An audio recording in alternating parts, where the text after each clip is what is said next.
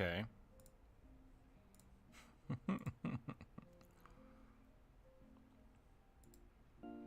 There we go. I'm not sure why OBS decided to just turn off all of the turn off all of the sound. But we're back. We did it.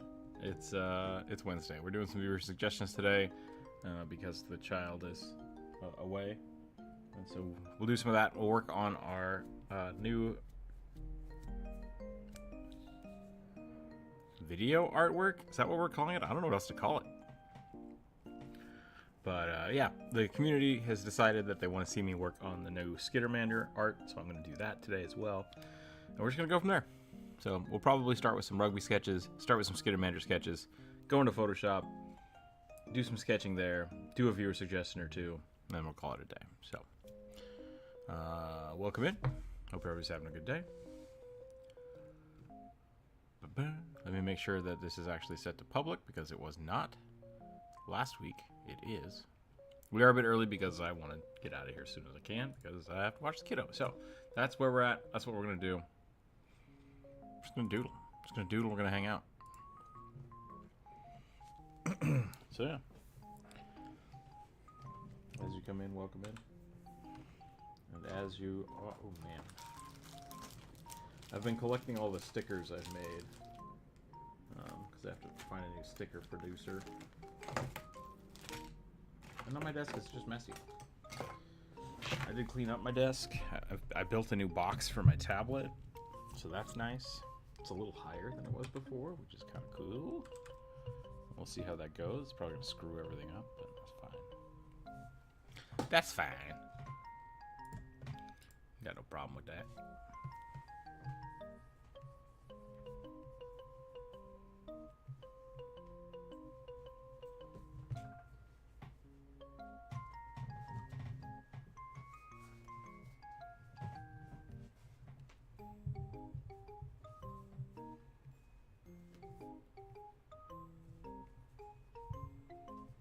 Hopefully today will be a chill stream.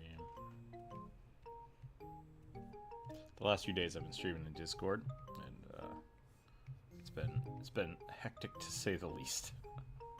So, Corvus, welcome in.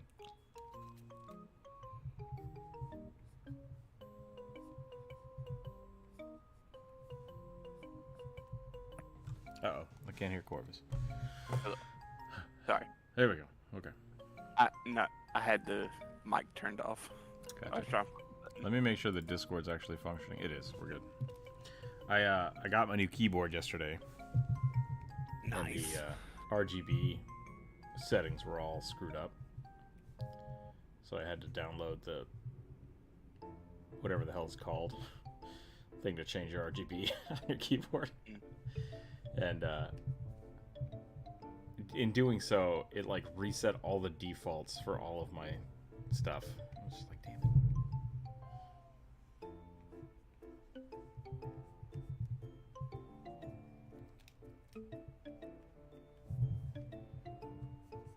How you doing today? I'm alright. You feeling better? Yeah, I was just exhausted yesterday.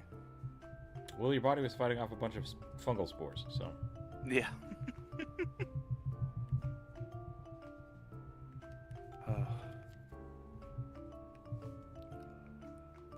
Yeah.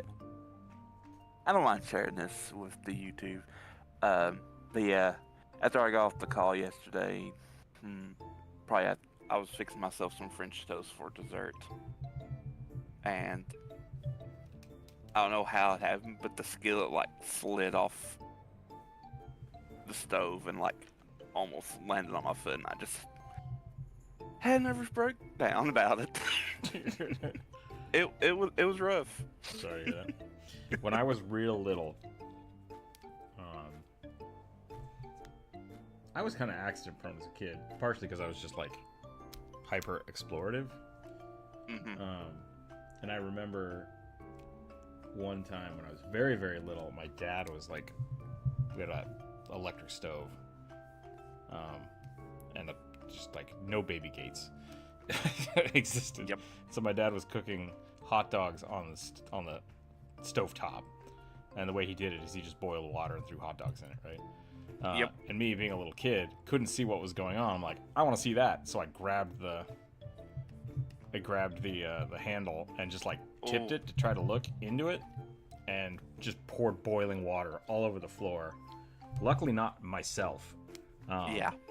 And my dad, like, superhero style, ran in the room and picked me up away from the hot water. And I remember my toes got a little burnt, but like, it was catastrophe. Could have been like just dunking myself with boiling water would have been horrific.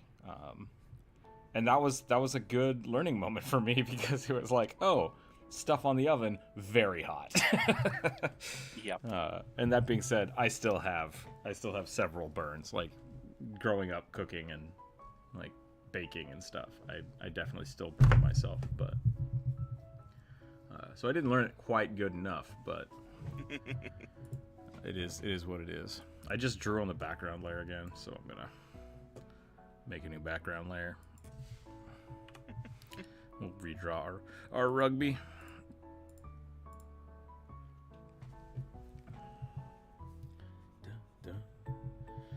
I think the worst. This is not a burn story, so like I'm not trying to freak people out. Yep. When I worked at Dairy Queen, it was one of my first jobs.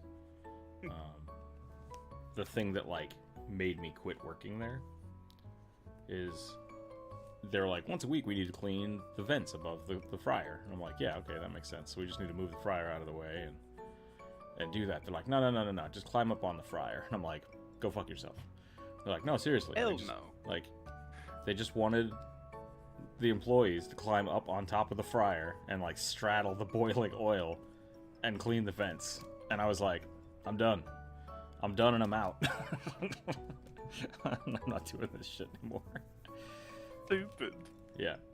And dangerous. That job was a clusterfuck of, I'm surprised nobody died. Yeah.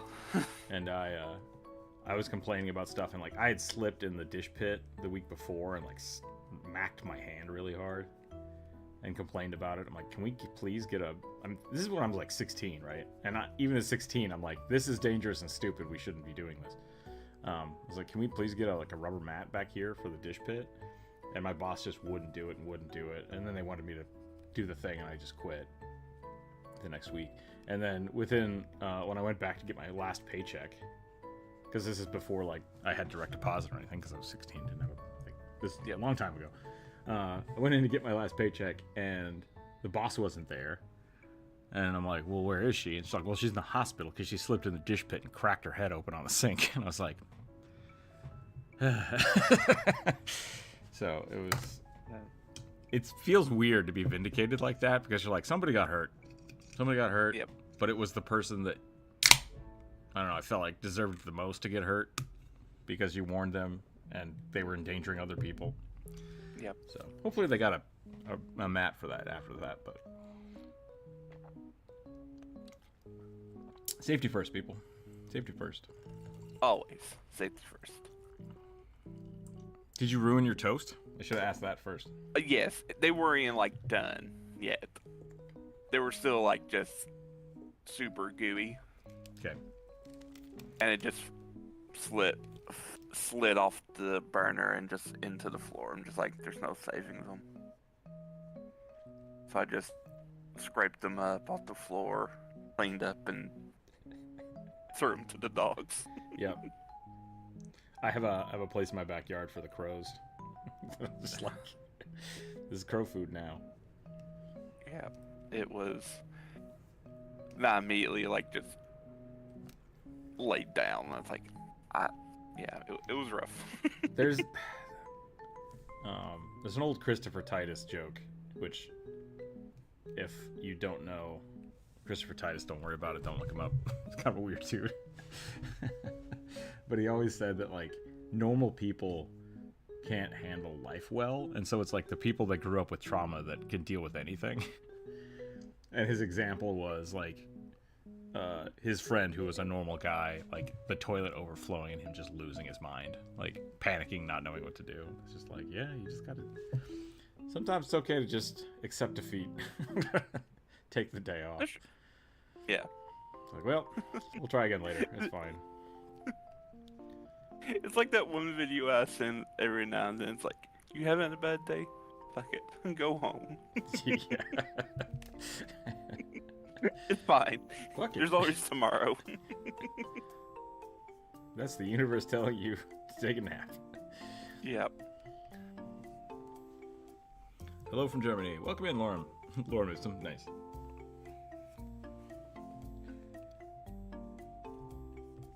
It's a graphic design reference. Typography.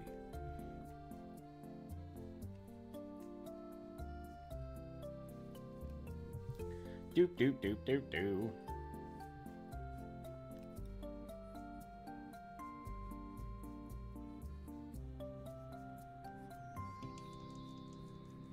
I don't know why I'm putting rugby on a can of soda.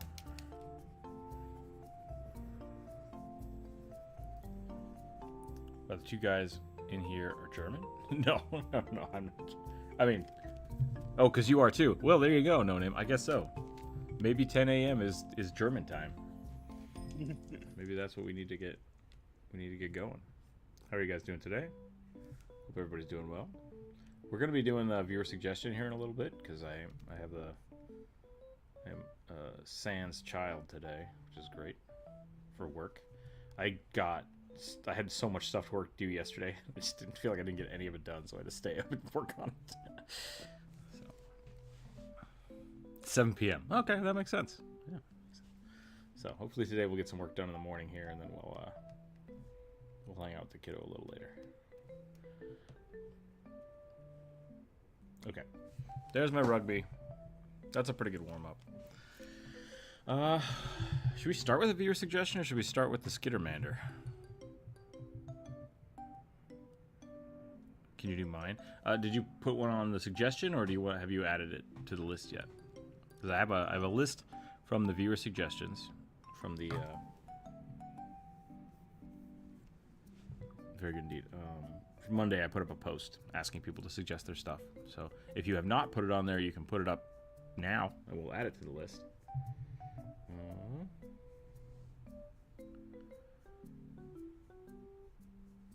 I was kind of thinking about that because we used to do it to like whoever was here, right? You commented on the post? Okay. Yeah. I don't mind doing that since we're so early and there's only a few people here. Which one was yours, No Name?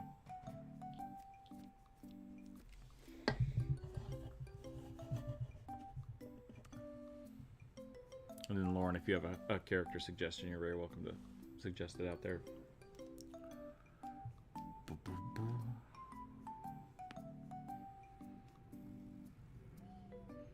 We could start doing a first. Like whoever comments in the YouTube chat first gets their stuff drawn. But that could be dangerous. I don't know if that's smart. Normally we roll dice, but I'm okay jumping the gun a little bit today.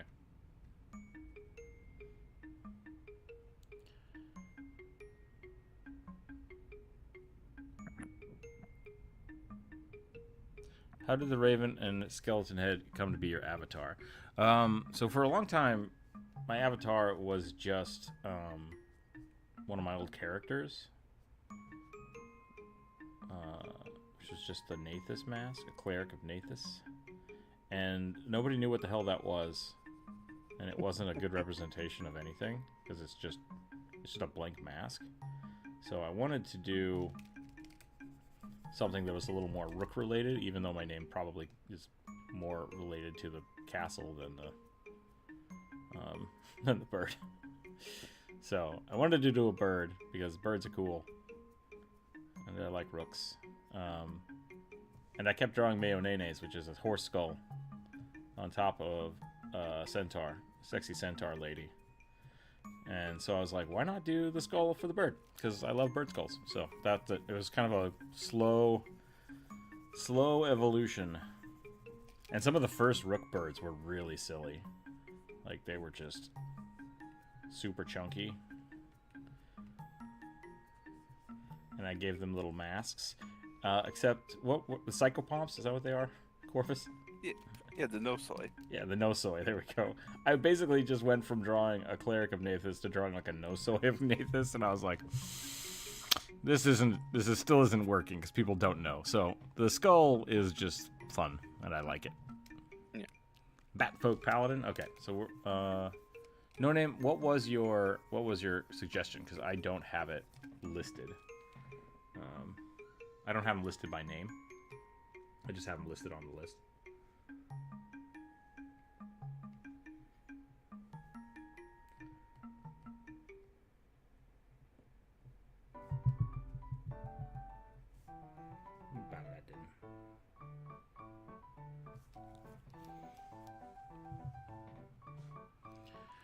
I'm actually trying to push the red cap homebrew. I did because you nice, yeah.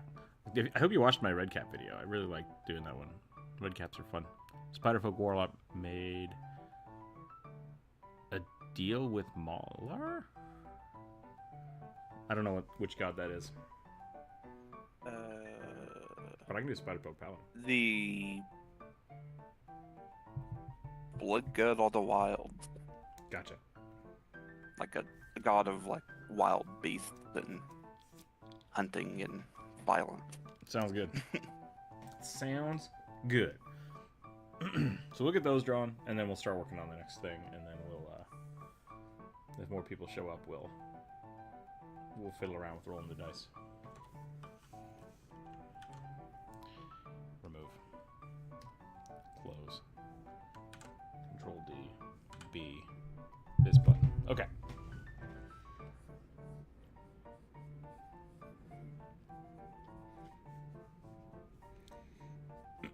I drew so many spider folk because I got a commission to do so, and they didn't really know what they wanted. They were just like, spiders somehow. And so I drew a ton of different types of spiders, and then I did another one for the video. So I feel pretty confident about drawing spider folk now, which is good.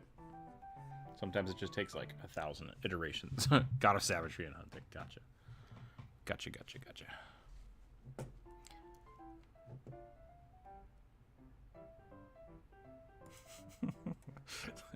This music channel is bananas.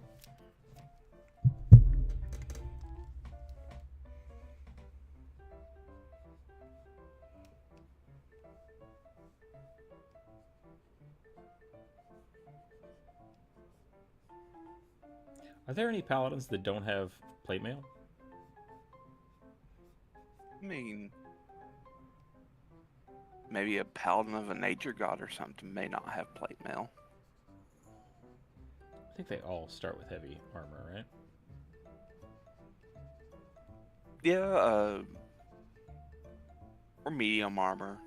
I always like breastplates for paladins. Yeah. I was thinking about it. I really think there should be more armor that have damage mitigation on them. Like, that makes a lot more sense to me than just straight armor class. And I think old school plate mail used to have like DR5 on it. Yeah, so that they sort of brought that back in Pathfinder 2nd Edition, kinda, where there are armor specializations. When you get those, I don't know. Maybe just having proficiency gives you them. But like, if you're wearing armor in the plate category, I think you have like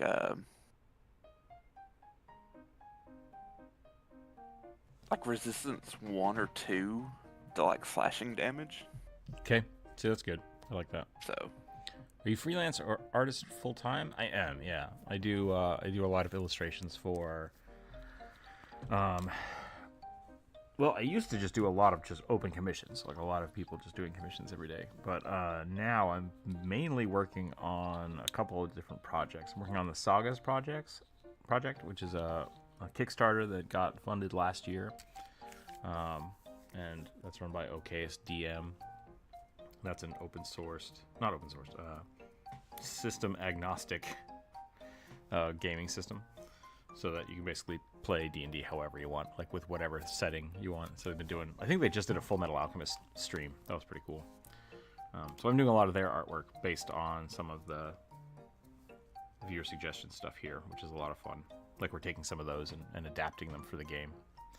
And then I'm also working with a couple different other content creators, like source creators. They're making books for D&D supplements, and some game studios that are doing that. Just commission me for pieces. So yeah, I do lots of little stuff like that. I am still taking commissions, but right now I've just been so busy. I haven't had too many, and I haven't been pushing it. So.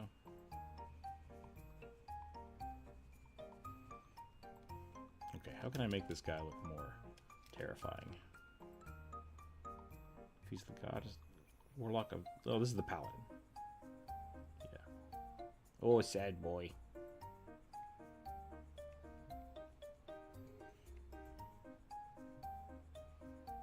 Hold on a second, I gotta go check on something. Be right back.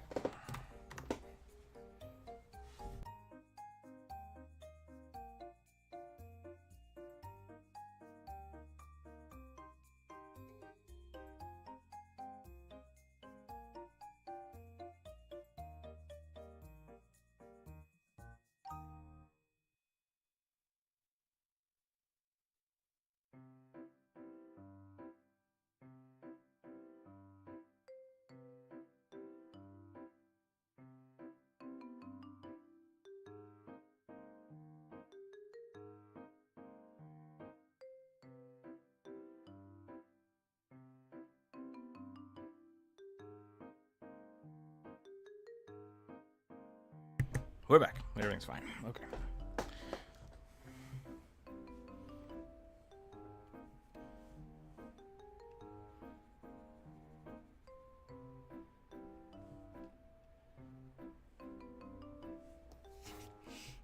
I made this guy look a little derpier than I had intended, but I don't want to change it now. I like it.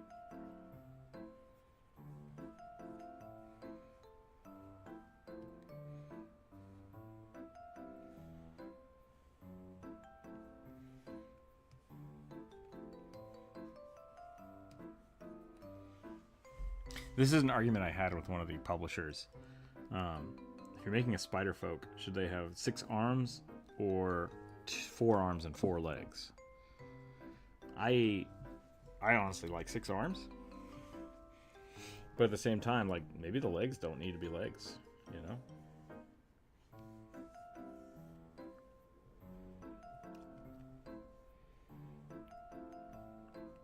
Just, oh. Sorry, Corvus. Hmm? I accidentally muted Discord and myself on the stream, so I'm back. Okay. So, my question was, should spider folk have 6 arms or 4 arms and 4 legs?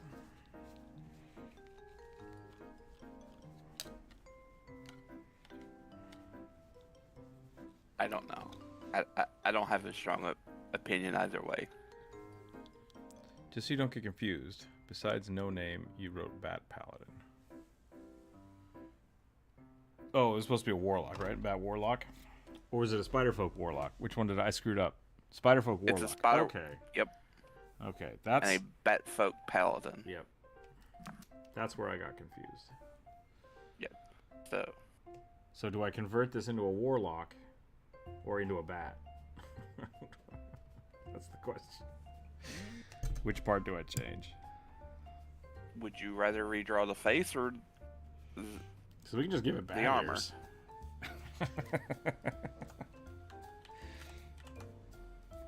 4 and 4.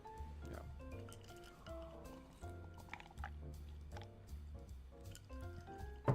The guys that are working on that project are doing basically making a 5e setting guide for something that's very similar to Hollow Knight, like very inspired by Hollow Knight, I think. It looks really cool. And the other artists they have working on that, doing a lot of their like environmental work and character art, is a really good artist, and I don't like their decisions. Because they also they like the 4 arms and 4 legs, and they keep things very, very spidery. And it's just like, that's too much for me. I want a little bit of I need to be a person. I need to be a spider person. So. There needs to be a bit of humanity in that thing. Mm-hmm. Yeah. Don't get me wrong. Honestly, super cool artist. Super I great like job. the humanoid Anadi in 2E, where it's just 2 arms, 2 legs. Mm-hmm. Just keep it simple. Yeah, and that's a little that's the same direction, but not my jam either. I very much like a good balance. A good balance of. Yeah.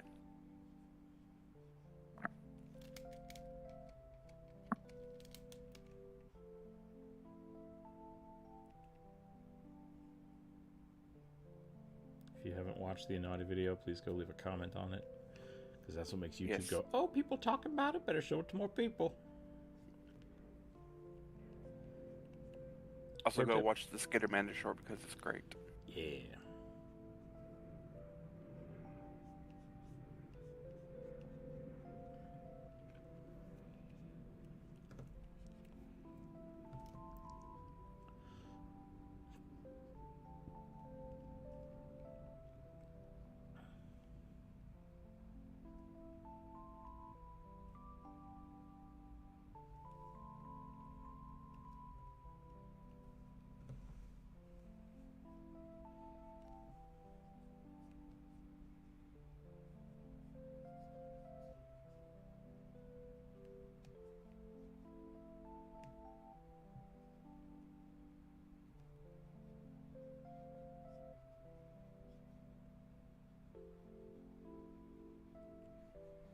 Something like this.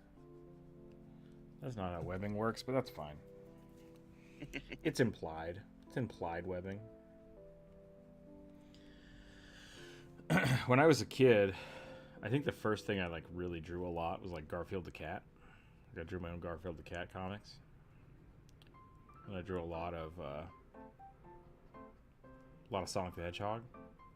Not like they did nowadays with the OCs and the whatever. It was just because I was 8, I was I can draw Sonic, and he's super fun and easy to draw. Because you just got this, you got a nose, and then you just attach everything, and it's Sonic the Hedgehog. How about that? Right? And then I started getting into Spider-Man, and drawing webbing on Spider-Man is super fun. I think it accidentally teaches you how to do contouring, because you have to figure out the shape of the face and stuff, which is awesome.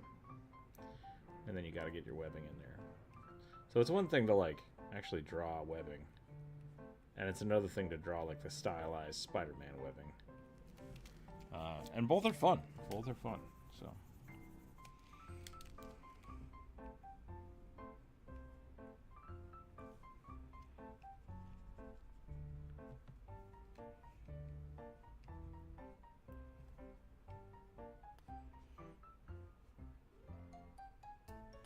I think my new jam for Warlocks is going to be floating crowns and sigils and stuff.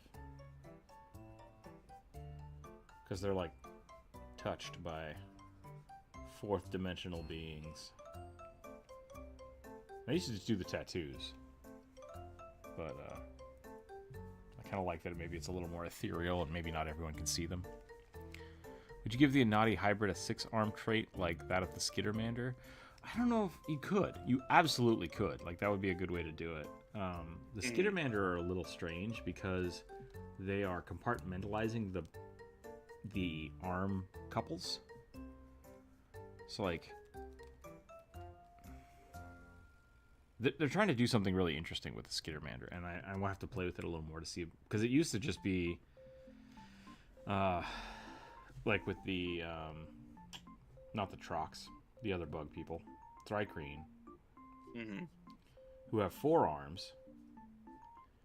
It worked really well with the way the system worked for weapons, because you had primary weapons and then any number of offhand weapons. weapons. Like, it didn't matter. So like it interacted differently with your stats.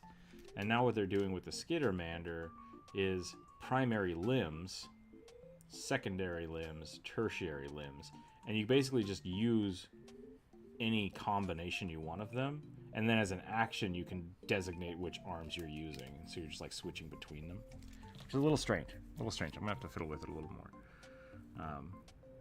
But it negates the necessity of like knowing the damage variations for offhand weapon attacks, because I think that's just basically gone in Pathfinder 2nd Edition, right? Because you just have multiple attack penalties regardless. Yep. Yeah. So at that point, you're basically just, the Skittermander has access to 3 times the arsenal of a normal player, which is great. Like, a lot of people just... Oh, go ahead. I was just going to say, because it's essentially the same, like if a character, a normal person wants to like switch a weapon, it's just an action to draw that weapon. Right. and so with the Skittermander, it's an action to switch your not main hands, but like which pair of arms you want to use. Right. So you're benefiting basically when combat starts, you draw all of them, right, as a draw action, and then you have to use the action to switch between sets. So you're gaining an additional weapon drawn, which is cool, because you're essentially just always armed with all your weapons, which is kind of neat. So it is a benefit, but it feels a little weird to me, instead of just giving them like additional and it looked like back in the first version it didn't give you any benefit. Yeah. Outside of just like you can have 6 arms worth of weapons out at the same time. Right, and that's what I was saying. Like, the system itself just said, yeah, you can attack it any number of times or whatever you want, so long as it's an offhand attack, which gets like, I think half your strength, as well as like a -10 to the attack. So if you were talking, we weren't hearing anything. Uh-oh. Just now? Yeah. Uh-oh. Okay. I'll restate that. What you said about like before they didn't seem to do anything, that's based on the old rules of if you make multiple attacks in a round, the first one is at like a -5 and the second's at a -10 and then a -15. And so like you could have any number of additional attacks, it just kept getting worse and worse and worse, as long as you had arms to do that with offhand weapons. So yeah. They got rid of the offhand weapon thing and just like the multiple attack penalty works for whatever weapon you're using. Swing with whatever you want. So the crown and sigil ID is very good. Thanks. Reading from the edition version is like Skittermanders have 6 arms, which allow them to wield and hold up to 6 hands worth of weapons and equipment. While there are multiple arms increase the number of items that you can have at the ready, it does not increase the number of attacks that you can make during combat. Yeah, and so that's they switched it over. Yeah, sorry, Goldtooth. So when we're live streaming on YouTube, it's only the mods, because I can't give mods power and block them. So only the mods can talk during the live stream.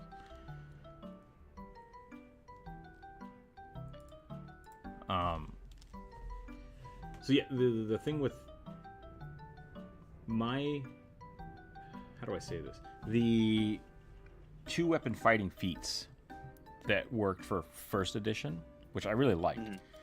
Essentially, like I said, when you attacked with 2 weapons, you could attack with any 2 weapons. There was no limitation on that.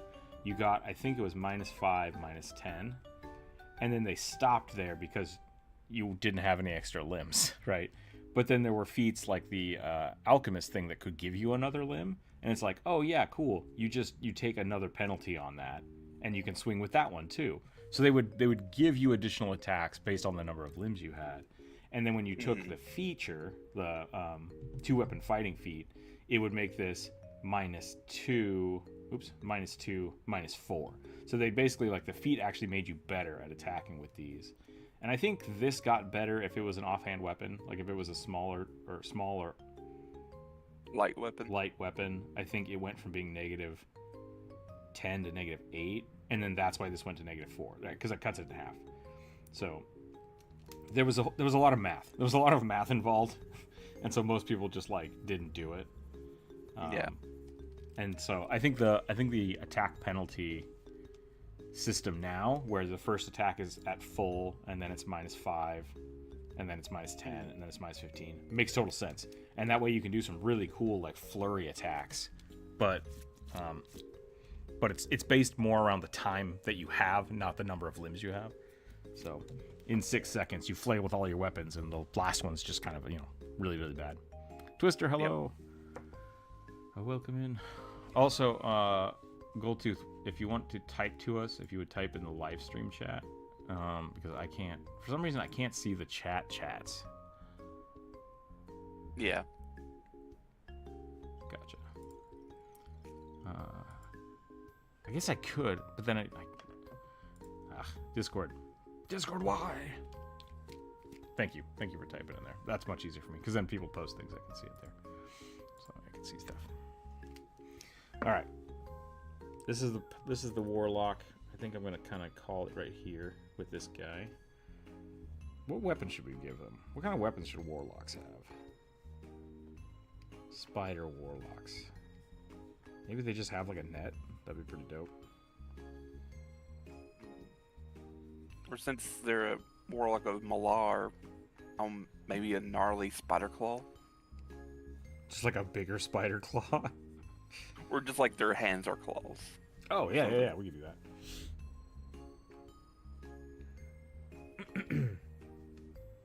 I actually watched a video about Malar a couple weeks back by the creator of Forgotten Realms.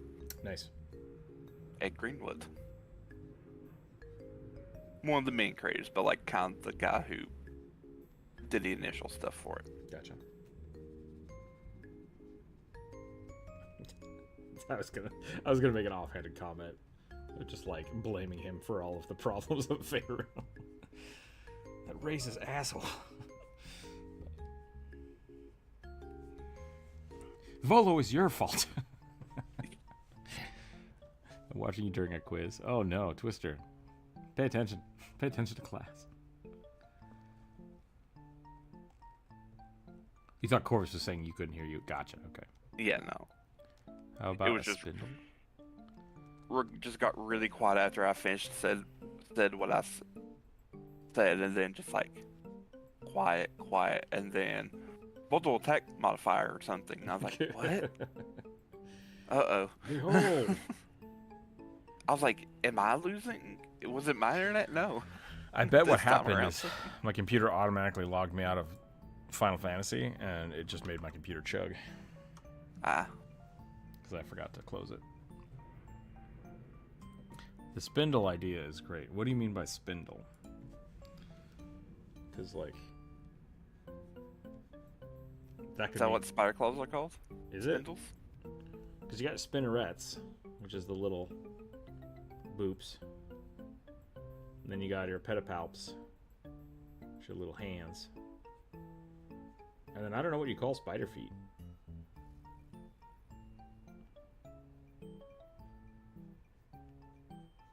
I think only tarantulas have the claws at the end, but oh, the little jumpy spiders. Spindles as a weapon from Lorem? Nope, I'm gonna need help. Yep, sorry. Lord. Did I mishear that? Brothels of Faerun? Welcome to the Brothels of Faerun. Probably was a book at one point.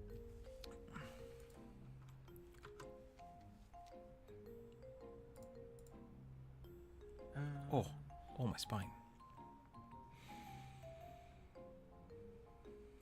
Oh, probably when you said problems of Faerun. Oh, yeah. Blame them for all the brothels. Yeah, no.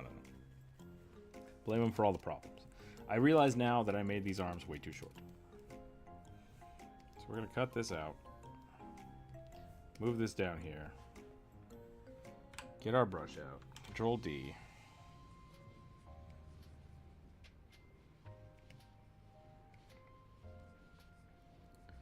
Please, brother. I don't know why that's so funny to me. It's been stuck in my head.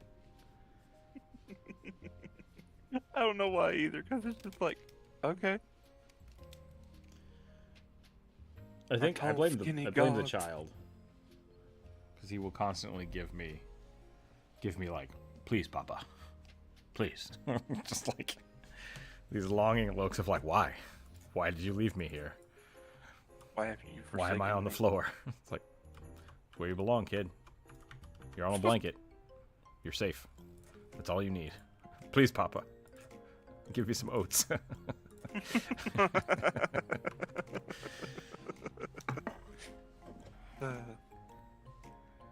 Part of these spinning wheels was the spindle. Okay, so like one of these things. One of like A drop spindle. prop spindle, which I would call like a bobbin. Is a bobbin different than a spindle? I only know of bobbins for making lace, as it's kind of like what you have the thread on. While a drop spindle is you drop it and it spins the thread. Because there's these things. This is, no wait, that's a... This is for weaving. Or using a... It's a shuttle. Shuttle. That's a shuttle. There we go. Thank you.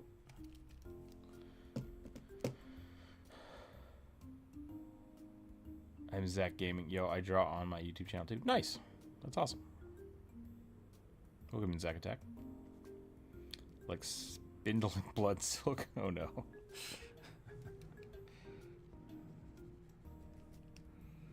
Okay, I think we're gonna call this one good.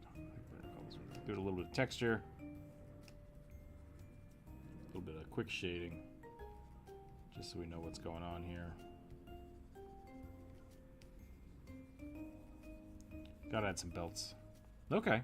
Okay. Yeah. It's a spindle. It's not Or too at bad. least a drop spindle.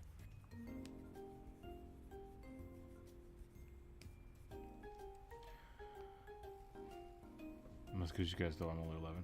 Gotcha. I'm surprised you have a YouTube channel. Maybe cough cough don't don't let YouTube know because they might be mad at you. Please be responsible and hang out with an adult while on the internet.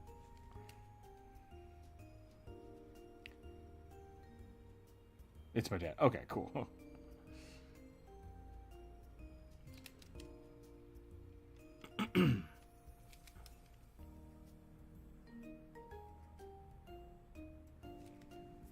Okay, I'm done with this one. So that was the Spiderfolk Warlock. We're going to do a Bat Paladin, and then I think I'm going to start working on the Skittermander. And then we'll come back to do some of the other viewer suggestions here in a bit.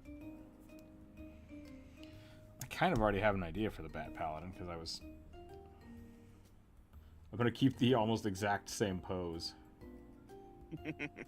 Just add arms. We're just going to swap out the arms for ears and wings.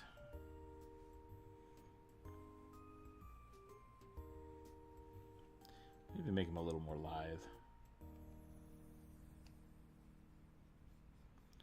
Is there a bat folk? I don't know if there is.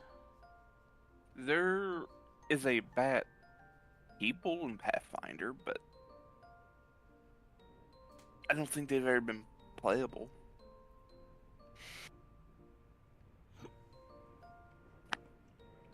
I think... Oh, no. I'm thinking of the Halsey or whatever they're called. The monkeys. The space monkeys. That have wings for some reason. Space monkeys. Yep, they have flying squirrel wing.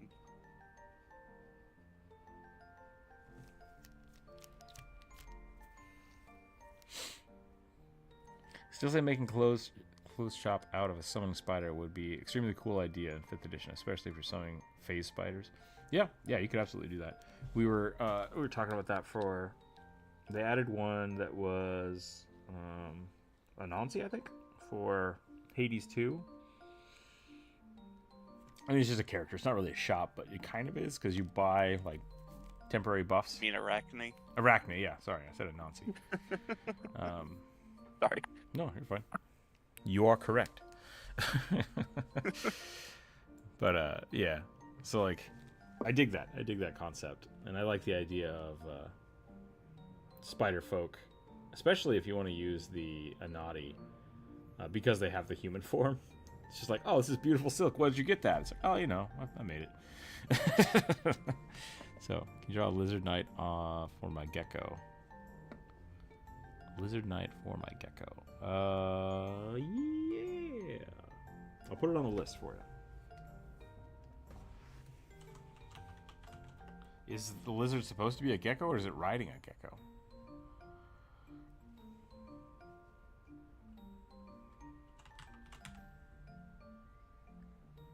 Is the chat still German? Probably not.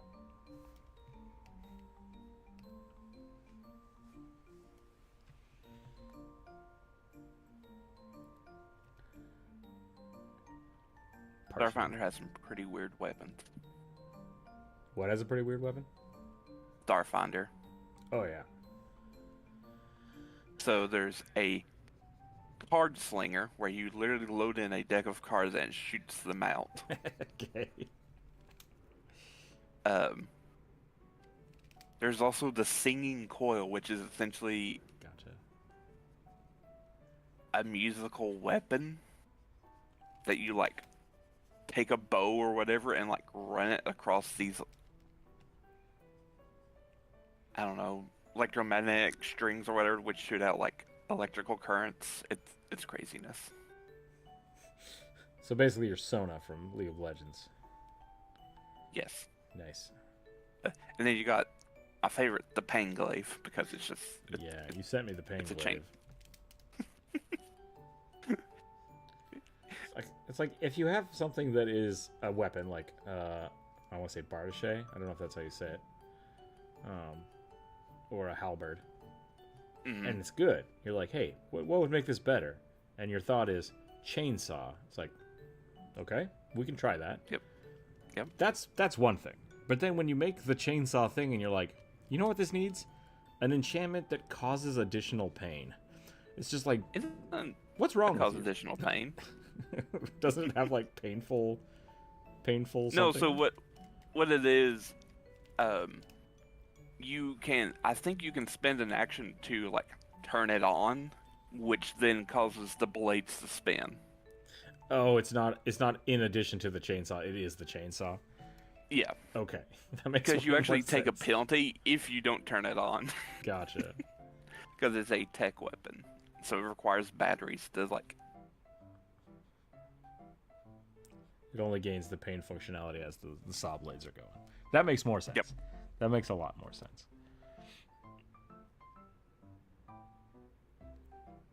And then there's also a zero knife where you create like an ice dagger from like cryogenic fluids. It's a wild setting. Yeah. Radiation damage. Do they still have radiation damage in 2nd edition? I didn't look. I haven't seen it yet. Okay. It might get brought up later.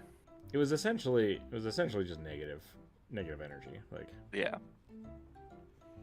there's no deities in space except for the deities that exist in space. Yep. And the deities of other aliens and everything like that. Mm-hmm. That's the scariest part. Like, you constantly see, in like Star Trek and Star Wars, like, hello, welcome to X planet where we worship this one god. It's like, Earth has hundreds of gods. How did we land on a planet with one? Like, what's happening here? Yeah. Well, also, like, most of the time, those planets are just a singular, like, homogenous group of people. And a homogeneous biome, yeah. There's a lot of So. weirdness that happens with Star Wars. Yep. I love that there's also several different types of plasma weapons. What do they do differently? Like cold plasma? Well, I mean, like there's a plasma sword, then there's like a plasma like pole weapon. Interesting. So like it's just different types of plasma weapons. I think people have gotten so upset recently. I mean, I think there's just a culture of rage, right? Especially around Disney. Yes. I love all the just weird lightsabers that exist now. Because there's always been weird lightsabers. Don't get me wrong, but like, Yeah. every time they add a new one, people are like, "This is bullshit." It's like, no, it's normal. It's totally fine. The only one I would ever complain about is from Rebels. And it's one of the Inquisitors who's like, dual lightsaber turns into like a helicopter Okay. blades. I thought that's where you were going with flies. that. All of the Inquisitors' lightsabers do that, and it is stupid. That's my That's least the only favorite. thing. That's the only critique I'll have. That's I was my like, least nope. favorite lightsaber rendition because it's. I mean, Ezra Bridger's slingshot blaster lightsaber was pretty stupid, but that was 100% like, we need to sell a toy. How are we going to do it? Lightsaber slingshot blaster. And it's like, oh my god. So, not every universe can be Stargate. We were just talking about Stargate the other day. Apparently there's a whole Stargate universe. I didn't see that at all. Like, I think I've seen pretty much all the other series, but not those. Yeah, it kind of went down after halfway through Atlantis, in my opinion. Yeah.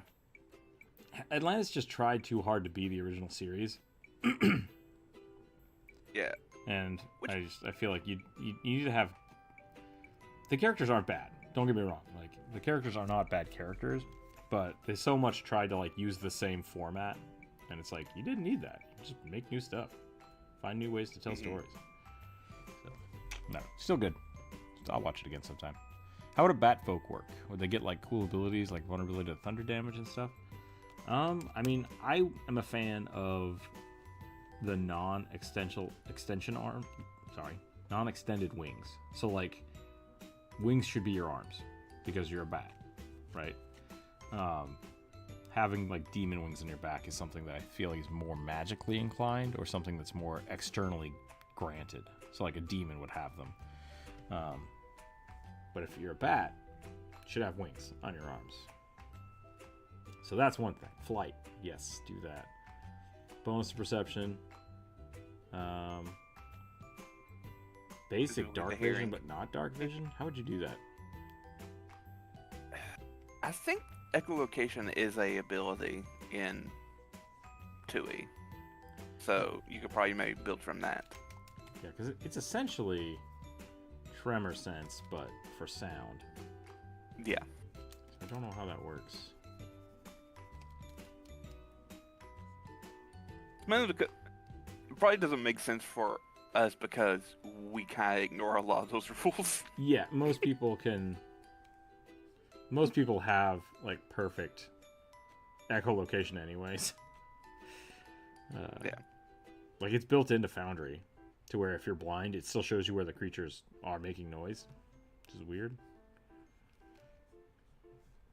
But I kind of get that as well.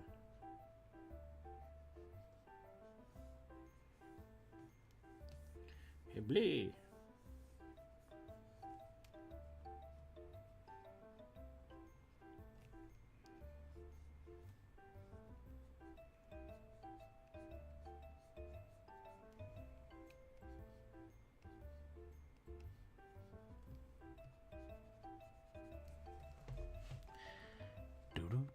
Universe was really good for the first 6 episodes, and then they got really weird really fast.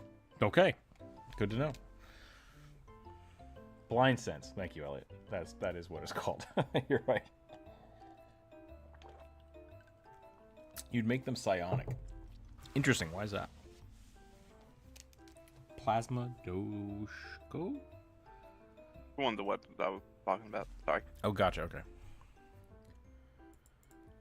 Is plasma just a type of weapon, and then you can have whatever you want? I think it's a type of critical damage. Okay. Demiplane, I hate you so much. You're not allowed to access any of our stuff without logging in first. Which is weird because I've not been logged in for a while, and it lets me do it, so that may have been a new thing. I don't know, it's weird. Yeah, I don't know. I mean, like, so, two things. One, if you force people to log into your website every single time, which is what's happening for me, save my status. Like, remember me. At least, like, But every time I try to look at anything on Demiplane, if I close the tab and then come back, I have to stop and click 4 buttons before I can get access to it. So, it's frustrating. Like a traditional Doshko, this poleaxe... Okay, I didn't know that was a poleaxe. Poleaxe uses blades of magnetically stabilized plasma. Alright, there you go. It feels like they don't have all the steps. The stuff on there. There's also a chainsaw sword, which is, of course. Right. You gotta have a chainsaw sword if you're in space. Yep. They call this one a fang blade. It's actually not a bad idea, because like swinging a sword around in 0 Gs would fuck you up. But having a chainsaw would only add, in part, like minimal rotation. And it might be more from the motor than the blades, because the blades might counter themselves out. Yeah. Interesting. Let me see. Can you give it, like, wing blades as a weapon? Like, what, knives at the tips? What's up, Scoop Cat? I don't know. I mean, considering that there are...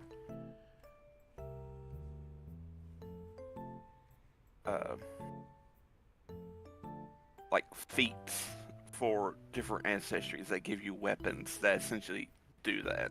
Like, yeah. Kobolds have a lot of them, Like where you like tail, strap on blades tail to your tails. Yeah, I think that would be totally viable. Totally viable. The only downside to that, like something that I see all the time that kind of drives me crazy, is like the vulture from Spider-Man. If you're flying at like Mach 3 and you're like, my wings are blades, as soon as you hit anything, like, you fucked. You just gotta like...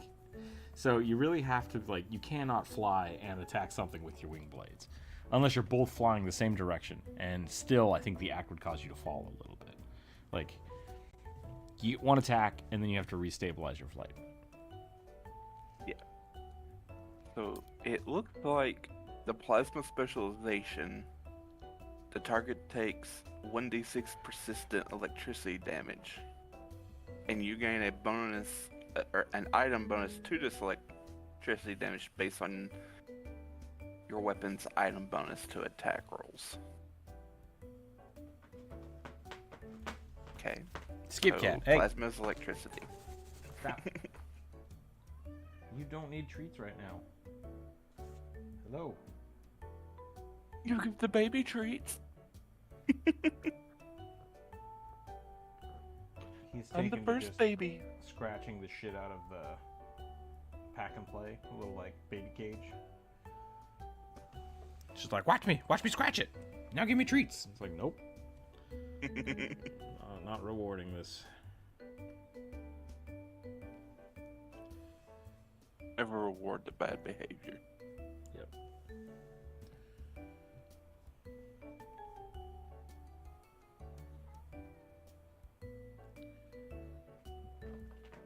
I don't know if you guys have ever seen hawks or eagles fight in the air. It's bananas. I've seen crows attack hawks. That's the extent of that. Yeah. Lots of aiming for the wings to get it out of the sky. My point being, like, having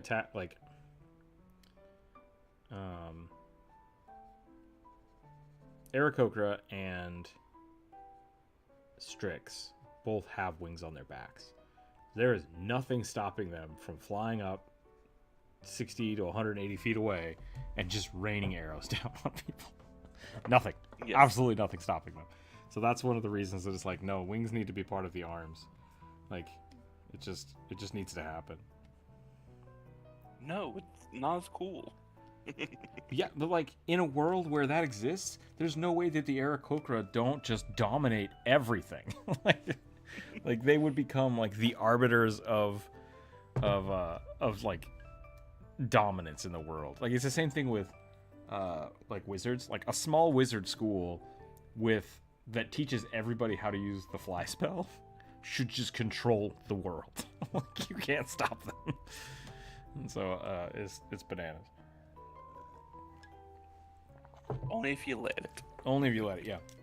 If you take a monk and cast fly on them, they're immune. They're just immune to everything. They can dodge every fireball. They can dodge every arrow, like, set at them. They just win. They just win the game. Yeah, suddenly having an air force, exactly. Who needs planes when you have levitation and fly?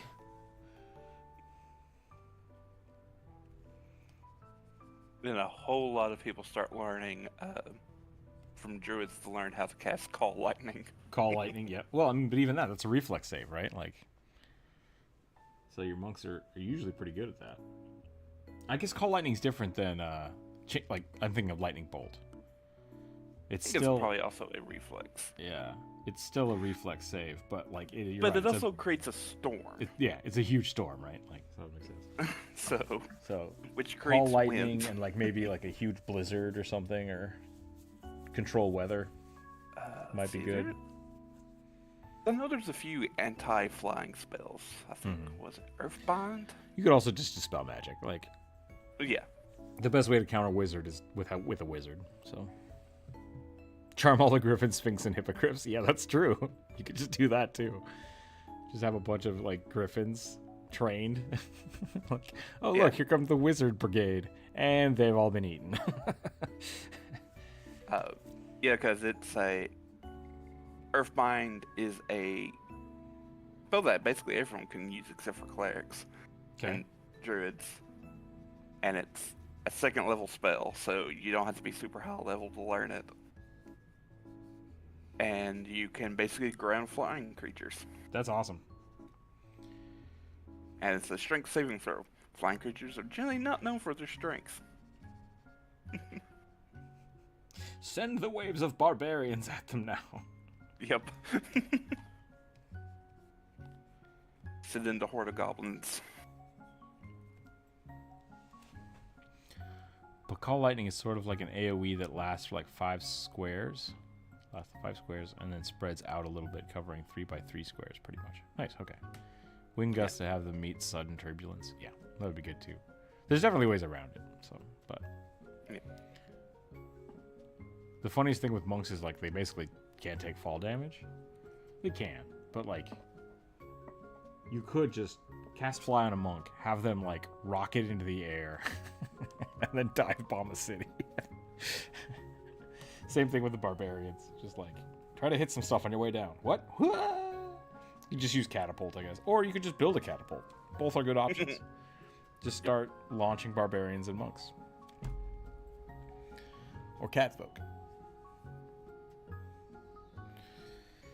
All right, I'm done with this. I think here we go. There's our little bat paladin.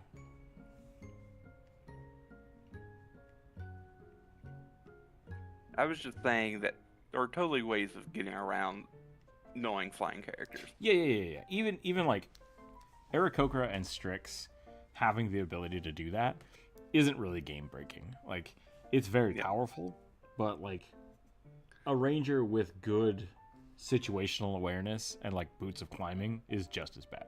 Like, it's so also like they're not even like that like broken of like an ancestry to pig, because that's all you get is the flying and like a claw attack that you're probably never going to use. Right.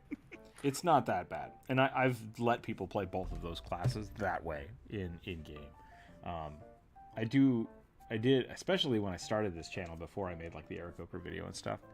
People kept jumping at me of like, "Oh, check this out! I broke the game." It's like, no, you didn't. Like, it's fine. Flying creatures are fine. like it's totally good. They can break certain campaigns, especially when it's like, oh, look, you have to get to the top of this tower. It's like, I can fly, so I just fly to the top of the tower. It's like, well, congratulations, you saved the princess. Game over. So it's like, there are definitely instances where campaigns that are written for non-flying creatures need to stay that way. If you don't want to have to like figure something else out. But if you're making your own game, it's very easy to move around flying characters. Oh no, there's bars on the window. Or like, I think the one campaign where it can both help the campaign and maybe even trivialize it at some points would be like Storm King's Thunder, which is there's a lot of like Mountain climbing? not just mountain climbing, but it's like you're like in the sky a lot because Gotcha. you're dealing with a lot of cloud and storm giants and dragons. So it's like we fly away. Yep. Yeah, I can see that. But even then, they're going to like outspeed you because they're a lot of times they're like dragons or some other large flying creature that's just. I'm the king of the sky. You can fly? Oh crap! I did not prepare for this. Yeah. It's like, yeah, no, there's definitely ways around it. Is your character art your specialty, or do you also do landscapes and prop design? I do mostly character art nowadays. I used to do texture design and environmental asset building, so I did a lot more prop design, but like sketching prop design. And I've still done that a little bit for people. Like I do draw items and tokens and stuff like that. And if you check out my shorts, like some of those, I've made shorts for those. And then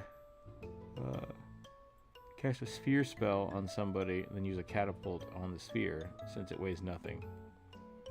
Have the sharpshooter feet and literally launch that thing 200 feet in the air. Yeah, you can do that. But it's a lot of build up, but you can definitely do that.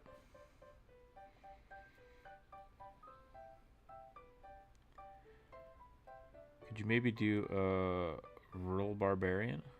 Goblin altered by wizards. So if you already got your bat paladin today, so you can submit that next week if you want. We usually do one per week. So if you want to do that for next week, you're very welcome to. I post those on Monday, but you can add it to the list then. After level 6, most things have some sort of access to fly, right?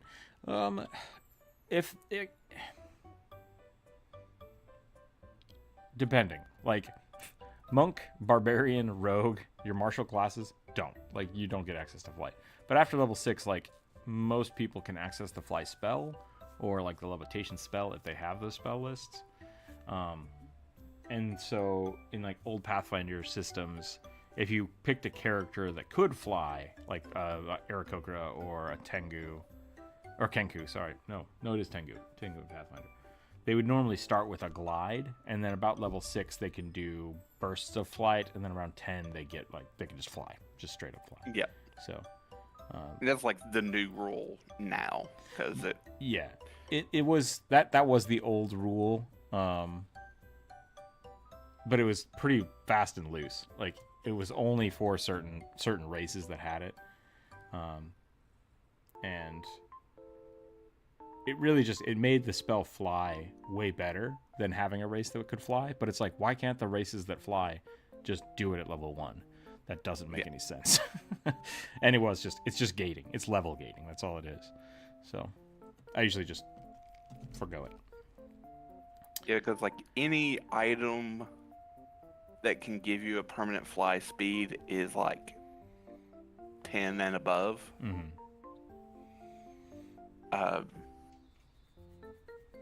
And for ancestries who now can fly, it's like I think it's like 3rd, 5th, and 10th levels is when they get their, I guess maybe 9th levels now, where they will get their permanent fly speeds.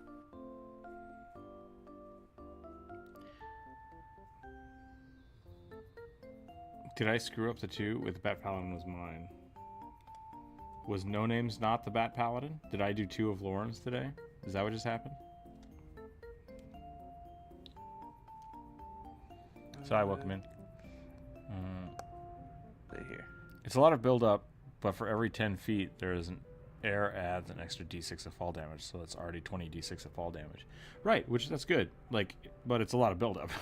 It's a lot of build up to do 20 d6 fall damage. You could just, cast 2 fireballs in the same amount of time. And then hopefully the thing in your bubble doesn't have flight or is a monk or teleportation or any means to negate fall damage. I've definitely taken out bosses with like what are they called? The sphere spells. I can't remember what the hell it's called. It's Beat of Force. Beat of Force is great. Like it just breaks the game. It's so much fun. I've never heard of that one. So it's a tiny. You get a bunch of them. You get some beads of force, right? You throw the bead of force at something, and if they fail to save, which I think is a reflex save, it's a pretty low reflex save too. So like that's why not a lot of bosses get in it. It creates an unbreakable bubble around them, and so like you can put a dragon in here. Right? I think that happened in Critical Role. They put a dragon in it, and it's just like, brr. And for 10 minutes, this thing weighs nothing. So weight becomes 0. Not that like, oh, the bubble doesn't weigh anything. It's like, no, it's bouncy. You can just push it around. It weighs nothing. You can pick it up. And it's unbreakable. So you just wander around with it and then like drop it in a hole. It's like, there, problem solved. Dungeon complete. So Odaluk's Resilient Sphere, I think is what it is. I think it's the item is that. But yeah, I think the beads don't exist anymore in 5e, so I think Matt kind of just created them for... Because I know they used them in the newest campaign where they used it to capture someone.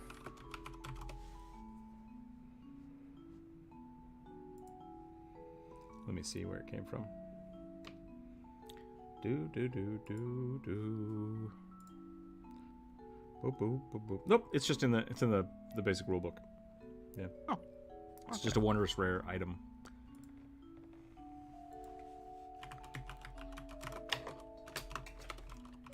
Cat, what the shit?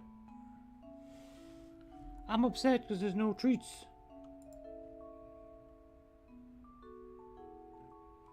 Yeah, so Resilient Sphere is a 4th level evocation spell. So like that's really the thing, is you're hitting somebody with a 4th level spell. But you can give it to the barbarian. Is that right? So like that's why it's super powerful. Hey, all right, cat, you're done. Come here. No, come here.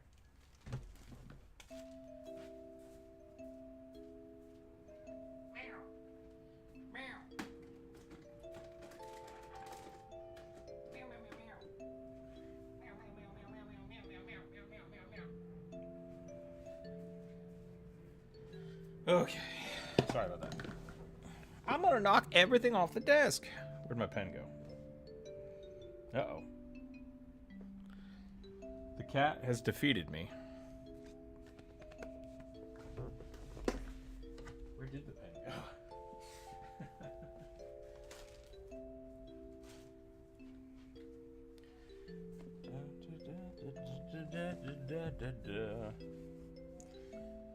I need to get like an air tag for my pen. Found it. Okay. What were we doing? Oh, Skittermander.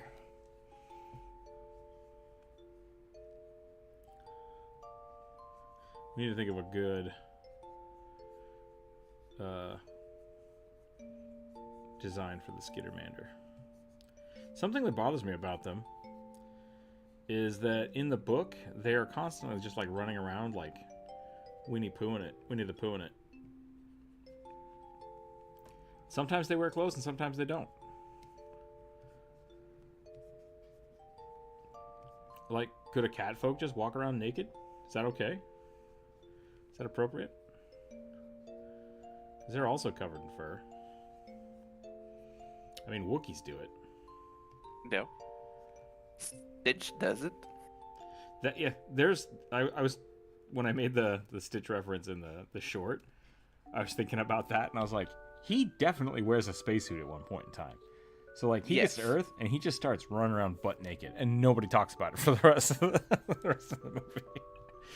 No, I think the spacesuit thing is more or less as, like, the code of space. So, like, fur is maybe not enough for the deep vacuum code of space. So, maybe. Mm.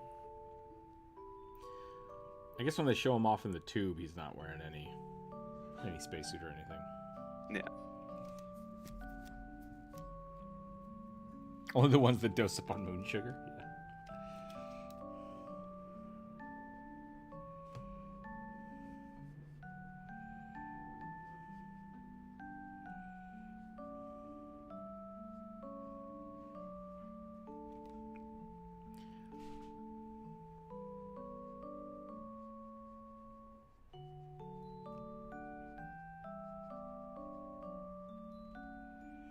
I'm gonna have to look up some more references. I don't remember what their noses look like.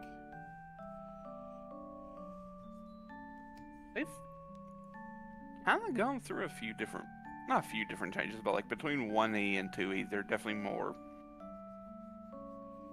animated in their faces. I think there's a couple different artists that do the Starfinder stuff. So they got a few different vibes. But there's an iconic one that's like a ship captain, and he looks like he's from Love Boat. I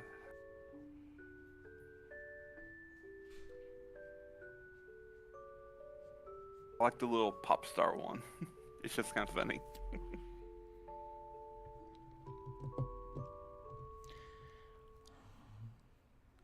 It's a lot better than trapping a dragon in a bubble and then summoning an ethereal dog.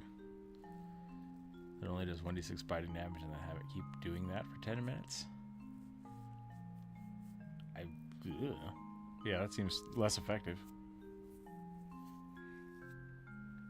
You're talking about Mordenkainen's Faithful Hound?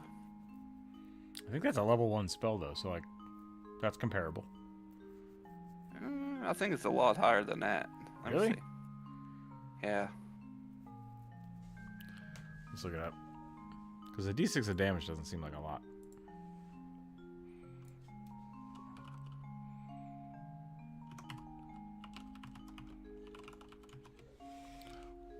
I summoned Mordecai's faithful watchhound. You didn't actually do that, though. No, I did. Are there any girls there?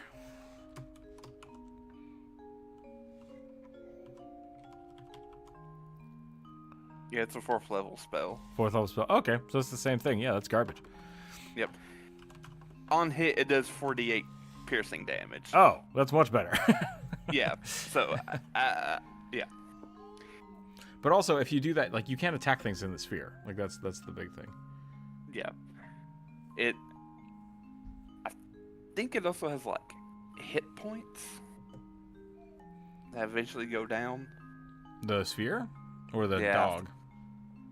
The sphere. Gotcha. Yeah, I don't know. I think it just says impenetrable. I'll look it up.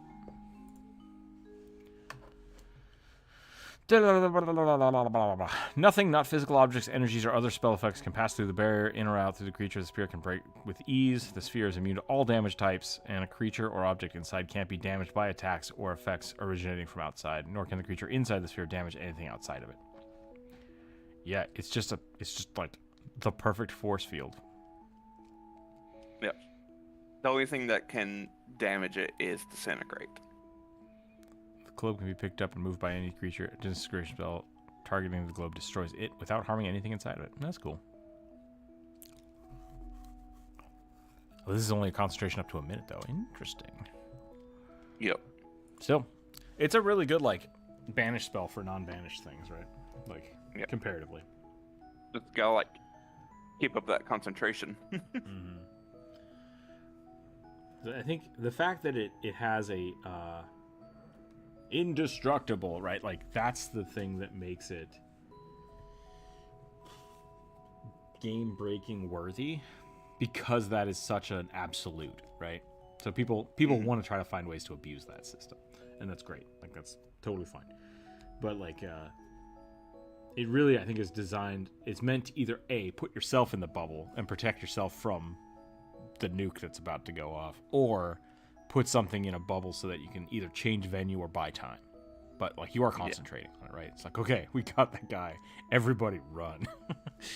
Wasn't the Skittermander crew the Starfighter version of the Weeby Goblins? Probably. That would make a lot of sense.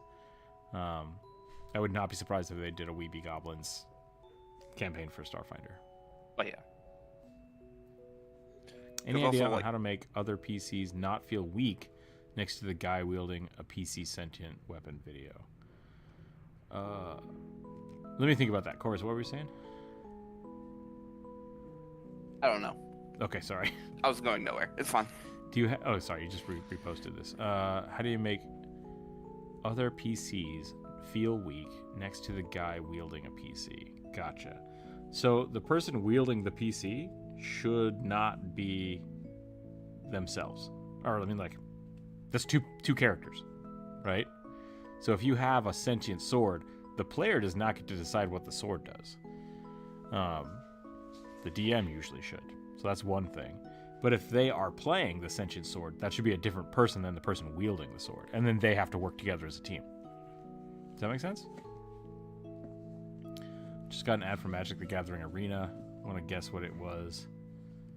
Oh, I'm guessing Bloombarrow. Because I bought a bunch of the commander decks for it. And I've been searching it nonstop. So they're like, oh, squirrels. It would not surprise me one bit. It did also just come out. Like, that's the most topical thing. Yeah. So some of my videos have had Magic the Gathering tagged in them.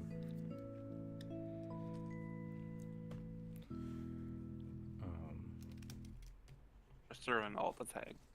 Yeah, no name. Does that make sense? Like, I've had people who want to play. Like, I had a friend play a ranger, but he was a horse, and his companion was a really dumb human. So even in that situation, I would let him kind of control the human, like he'd be able to control his animal companion through, like, animal handling checks. But anytime someone tried to interact with the guy like a human would, I got to play him. Like, I got control over what he would say, because, yeah, it's just like, you can only control the characters up to the point at which they are. You can only control the characters up to the point at which they are supposed to be for that character's mechanics, right? So if you summon a minion, great. Like, you summon a minion, you can tell them what to do, you can boss them around. But at the end of the day, the DM gets to decide what they actually think and decide, like, we're not doing that. We're just not going to do it. Wilds of Eldraine. Weird. That must be, yeah, I don't know. You just have so many more attacks and can get spells of other classes. Isn't that really broken? Why are you getting extra attacks? Like, if you're a barbarian holding a sentient weapon,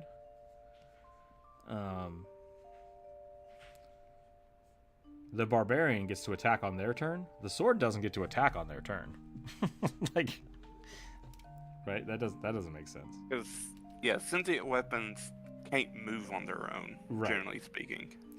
So So now, you if you're need a wielder. yeah, if you're a barbarian and you have a sentient weapon that can, like, animate itself, then yeah, sure, you can definitely have it attack on its own turn. Play as an animated weapon. That's fine. It's still a separate person. That's what I'm saying. Like, if this is the same player playing two characters, that's broken. It can still be done, but you're essentially giving them two characters, and you need to give everybody two characters at that point. You said that the video thing, like a second wind carryover. You said in the video that things like second wind carry over. Oh yeah, so like if you turn yourself into a sword or something like that, and it was a fighter, then you're essentially giving the barbarian access to that. Yes, that is very powerful, because then you're a barbarian with fighter feats, right? You could do that with any weapon. You could definitely do that with any weapon. So, once again, though, this is two characters, and that's what balances it out. So, is this person and this person the same person, or is it two different players?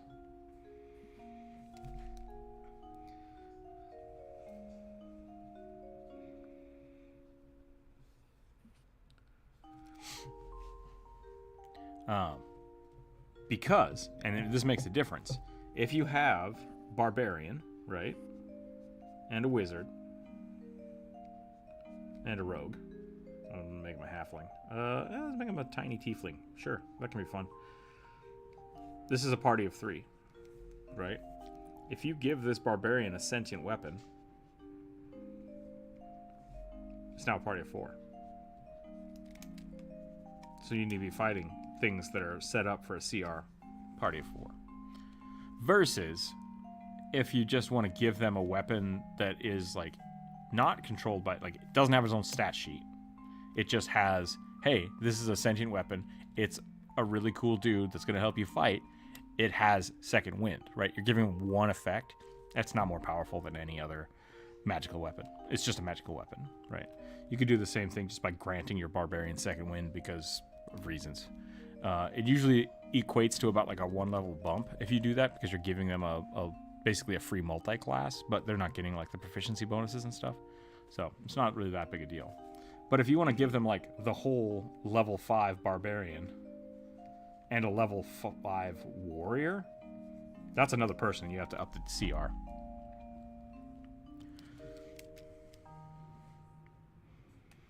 If that was confusing, please let me know. If they are not the same person, they are sharing they're sharing initiative. So these are different people. Different person.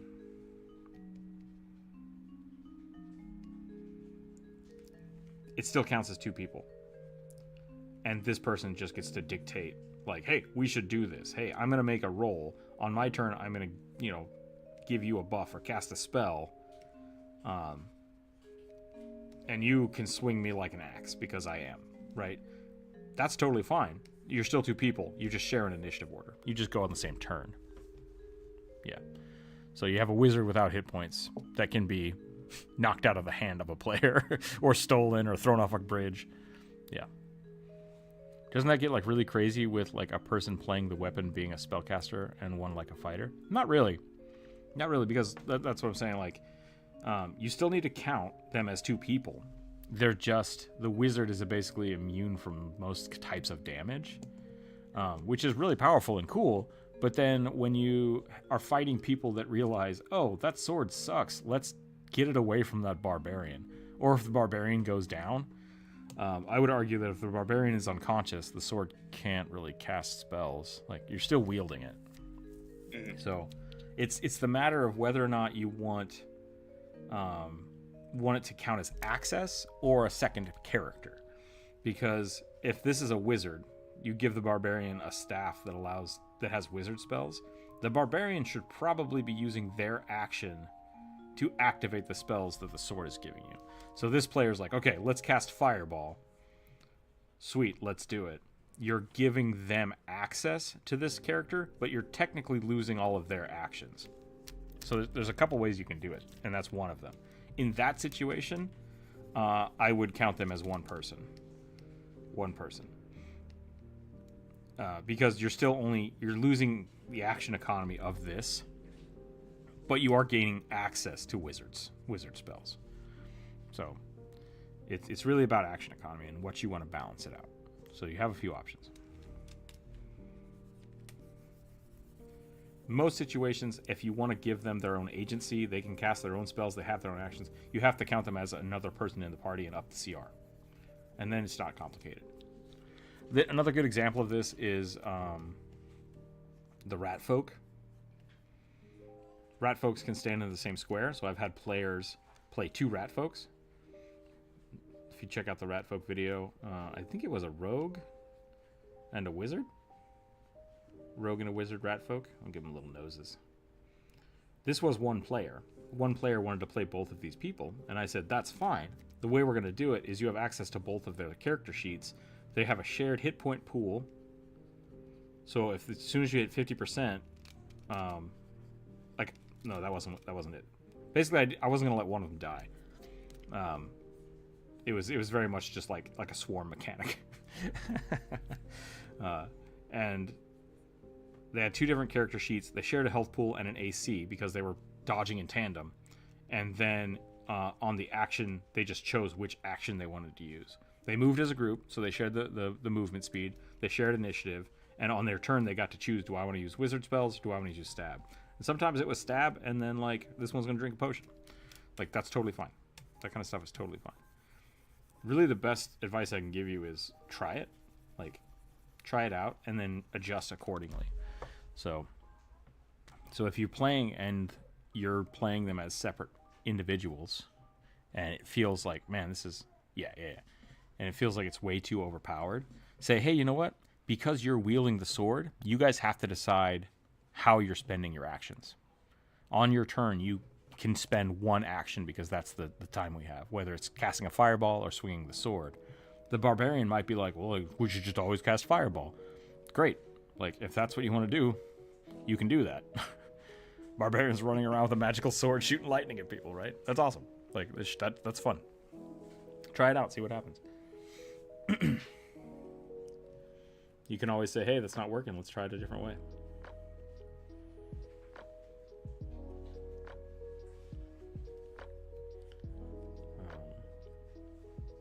Corvus, did you ever play Heroes of the Storm? No. Okay. One of the characters was Cho'Gall, who's a two-headed ogre. And it was played by two people, and it was really fun. It was really fun. One person controlled the movement and, like, the melee attacks, and the other person just, like, you just cast spells in all directions. And that was great. That was great. It should feel like that. Should we get the Skittermander closed, or should he just be, like, weighing out the whole time? You've made a nightmare Skittermander. I did. I kind of can't decide if I want to give him the tummy teeth. Well, I found out what the second mouth looks like, and it's horrifying. It's like a proboscis, isn't it? Let's see. It's like a almost like a chest burster. Yeah. And if I read it right, I think what's supposed to happen is these things are essentially face huggers. Like when they're born. Like they're cute little teddy bears with 6 arms and feet. And an appendage that reaches out, latches onto you, and then they hug you forever. Right? They're giant space ticks.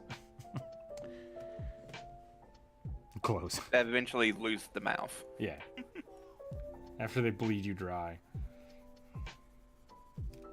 I don't know if they're that horrifying, but maybe. No, I don't think. I think they're slightly parasitic, but they're not like. I think it is supposed to be like they attach to their quote unquote mother or like whatever it is, and then they stay there until they grow up. So they're like marsupials, little joeys. Yeah, they're kind of like marsupials, except they can do that to any race. It's just like, which I kind of love because that means you could have like a giant lizard folk with a skittermander just like attached to its back. and then if people talk about it, they're like, no, don't talk about it. Don't talk about that. You leave my skittermander alone. Just tiny space ticks.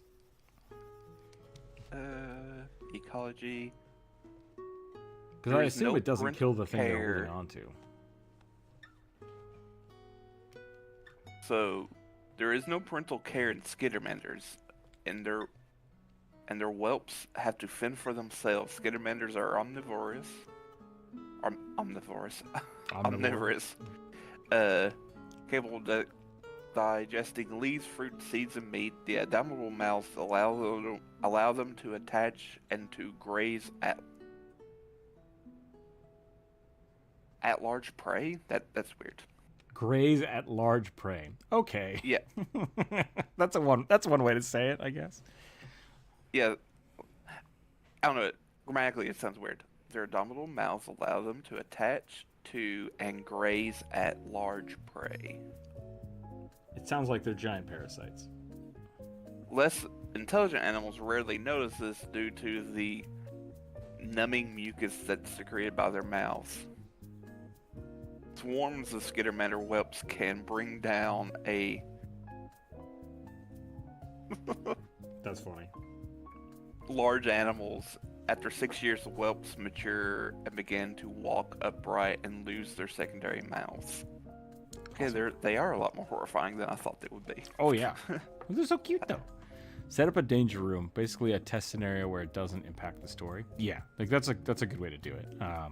I'll generally do that with like small encounters or like bar fights or just like people challenging, like, oh, you got a new sword, let's see what you can do with it, right? Like really low stakes and just try it out. You can do it in game and it can be a lot of fun. Who was the person who influenced your style as an artist the most? I mean, Frazetta's up there. Steve Sketches does some really good stuff. Loish, I think Loish probably hits a lot of the buttons in my head for like line art.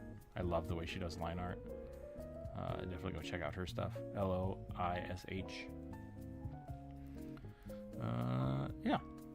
Yeah, I think that's Jonas. Jonas is great. I will. Since I discovered your content, I've gotten much more inspiration for homebrew and stuff. Thank you. Yeah, no problem. I'm glad you're enjoying the content. They need a pistol in each hand to effectively become a machine gunner, but does not follow rules. But it's cool. I mean, you can have machine guns in each hand. Those do exist in Starfinder. Yeah. Several varieties of them. Of course, they're often compared to goblins, but without the goblin's malice. I was like, sounds about right. Fuzzy space goblins. Do you guys ever watch the original Star Trek series? With Kurt? Yeah. Not in a long time. One of my like most memorable episodes is the Trouble with Tribbles, partially because it just sounds funny. But they basically just got a whole bunch of like dryer balls and cover them with fur. And they just like, they multiply and they just fill the ship with these little fluff balls.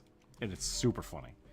It's super funny and like comically dangerous. And they have been just a plethora of, I think it like Foster's Home for Imaginary Friends made an episode like that. And the episode's been redone dozens, if not hundreds of times. And I think it's funny every single time. So apparently Skittermanders, according to Starfinder, broke off from another line of aliens called the Stridermanders. Stridermanders? Okay. Oh, good God. What they look like. Okay. There's a picture of that in the Discord chat. I recommend maybe not looking at it. It's, it's a vampire sphinx cat with a giant worm coming out of its belly button. I hate it. I actually really like the comparison, though. Like, when you look at the Skittermander and then look at that thing. That's pretty great. Like, they eat the hair of other creatures. It does sound like that, if they graze on the other creatures. Yeah, it's weird.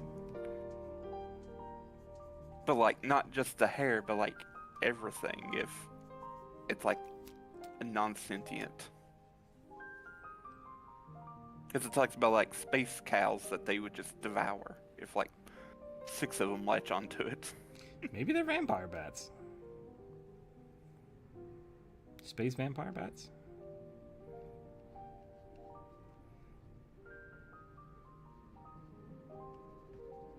They got cute little ears. Have, like, lovely personalities after they mature.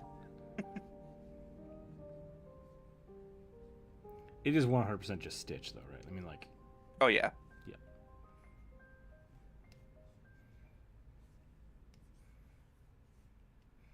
I'm pretty sure that's going to be the opening joke. What I normally do in the Why You Should Play videos is, like, a list of things that are these. It's just going to be like, Stitch. That's it. It's only Stitch. We did it. Space gobos. Space sticks. Alright, this is pretty good sketches. I got some good ideas. Let's go ahead and do another viewer suggestion here. I'm going to roll the dice this time. Oh god, they actually... The tick person is pretty apt considering they have 4 limbs. Or not, yeah, 8 limbs, I mean. Mm-hmm. Yeah, it's definitely like... That's terrifying. I hate it. Let's make a cute version, right? Yep. A creepy sadistic changeling, a totem warrior barbarian. Alright. Changeling barbarian Seems like it would be a lot of fun. But like, which barbarian gets the fear, like when they rage? Fear? Because like the zealot barbarian Let me see. gets the revive thing, right? Like they can revive easily or for free. Can't remember. Yeah, they get like a. It's easier to bring them back when they die. Yeah. Maybe they also get the fear aura. Let me see. I'm looking it up.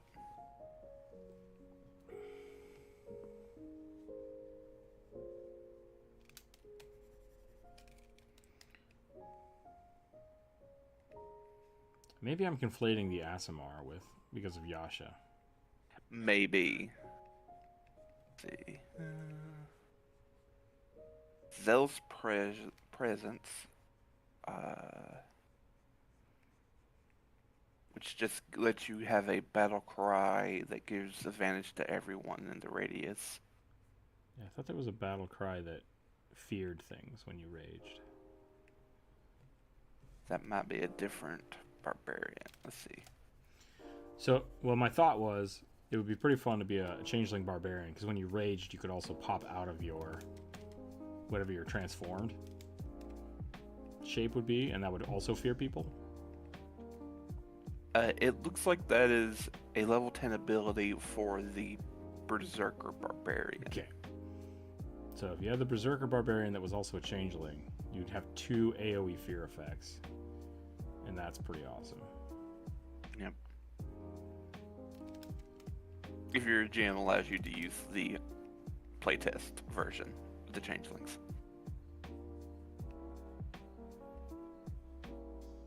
Because I don't think that carried over.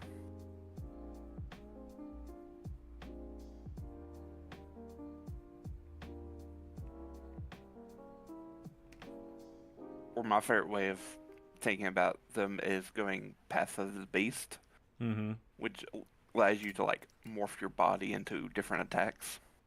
That's cool. So very on flavor for a doppelganger. I can turn into a cow. What? That's not scary. Ah! You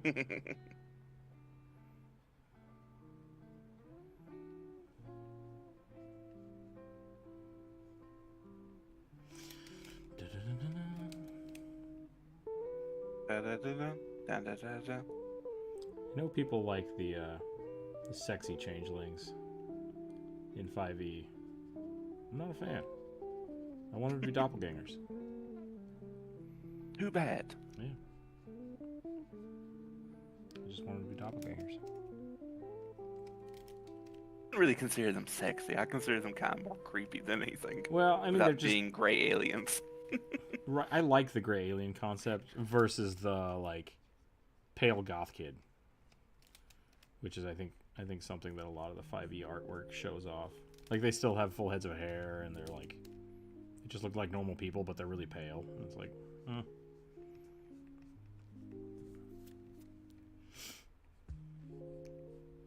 Yeah. I mean, there's only so much that you can basically describe them as, like, because they're like written as like having almost translucent skin, and it's like, do we really want to give them translucent skin, or let's just make it super pale because that would be too disturbing. Yeah, it's also hard to draw. Like, yeah, which is another reason I don't like drawing a lot of changelings because. No, my changeling looks like a dwarf. It's like, so you want to draw a dwarf? No, I want you to draw a changeling. It's like, well. That's why every time I've ever brought up changelings, I want them in their natural state. Yep. Because it's the cooler form. I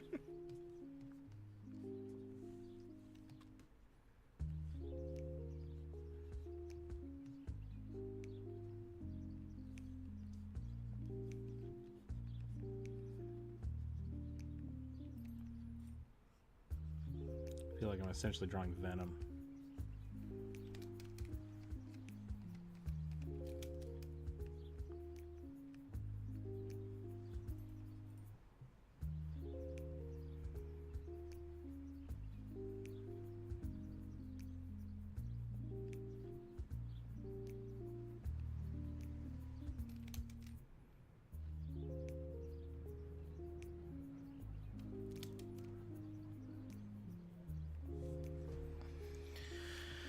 I can see the organs. Yeah. Such plentiful organs. Man. Invader Zim had it down.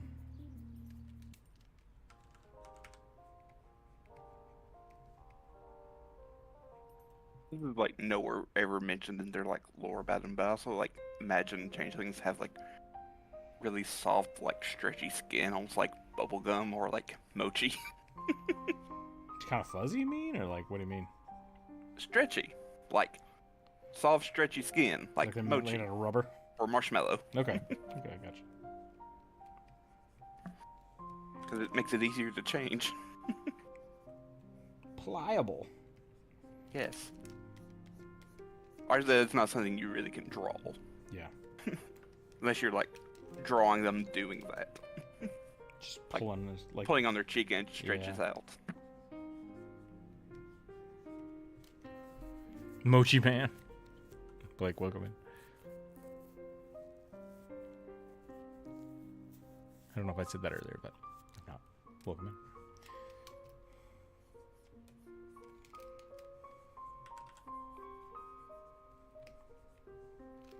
Was this which barbarian was this? I forget. Totem barbarian. Totem barbarian. Yeah. But what totem? I don't remember. Ooh, yeah, that's great.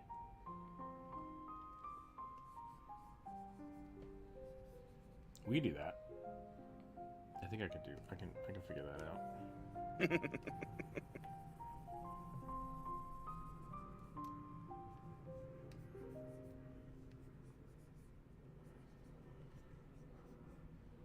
I really do feel like changelings are really close to just being oozes. Like, doppelgangers are just humanoid ooze.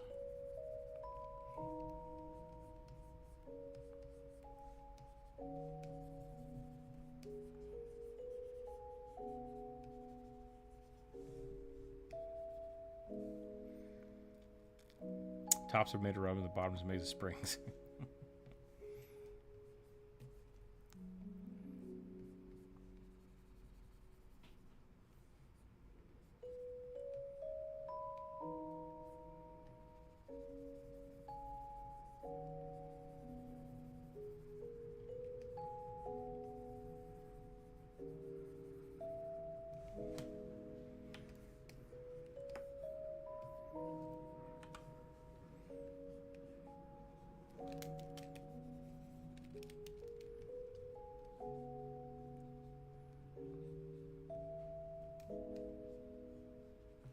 Also, like, I do like making their arms just like a little too long. They very much need to be uncanny when they're in their full form.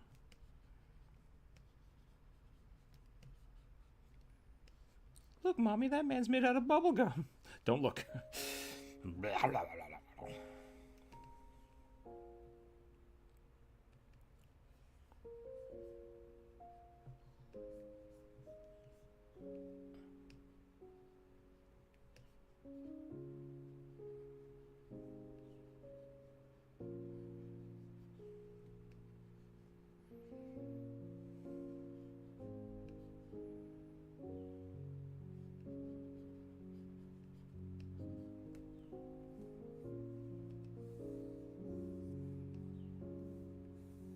Just a gnarly cleaver sword here.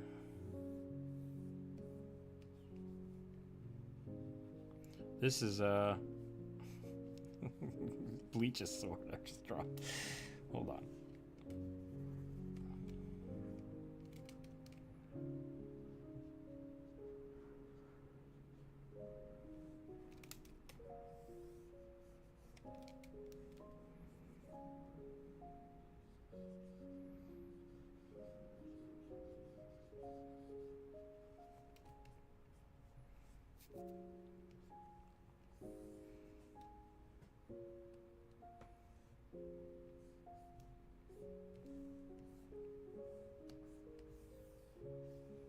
Make it an actual cleaver. The horse chopper.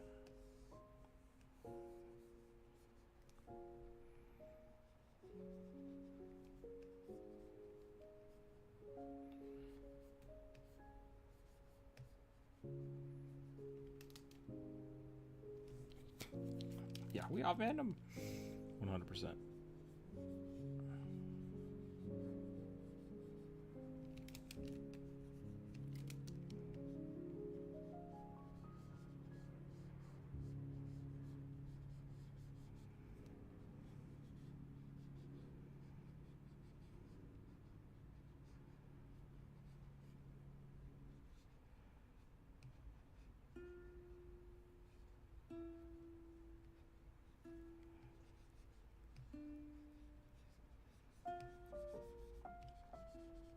Give him the Conan.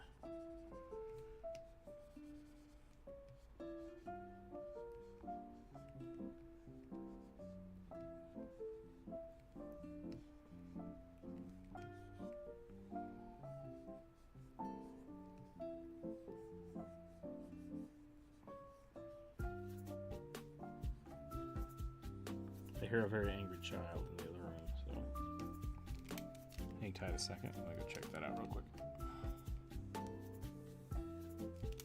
I've basically given him a giant cricket bat.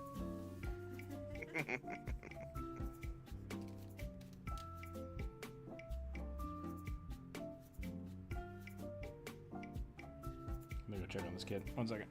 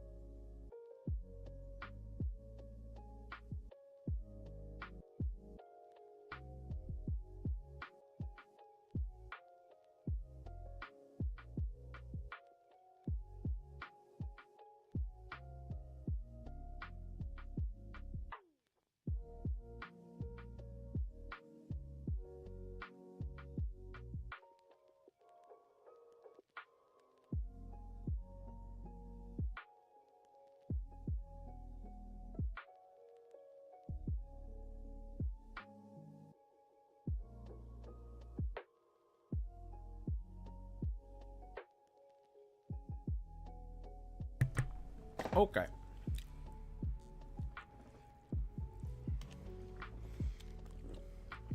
Honestly, I kind of like the face you got going on in some of these pictures. I think we're going to go scarier.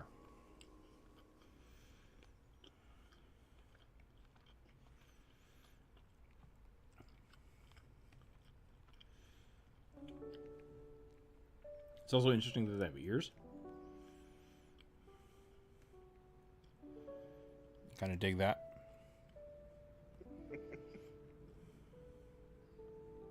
How else are they going to hear?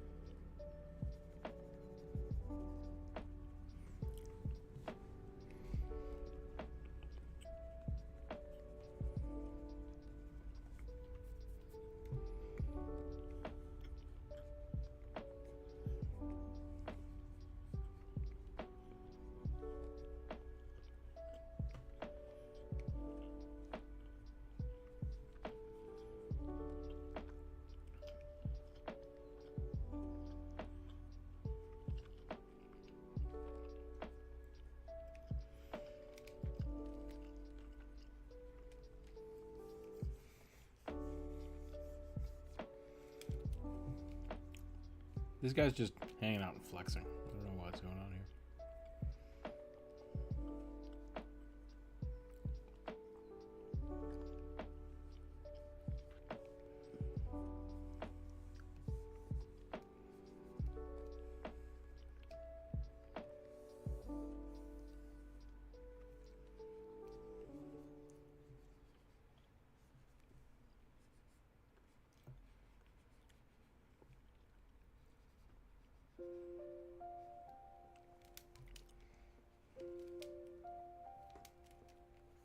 Beer back, no problem.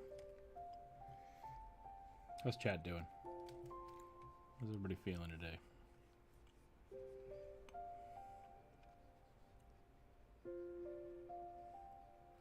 How do I do the big eyes? I like the big black eyes.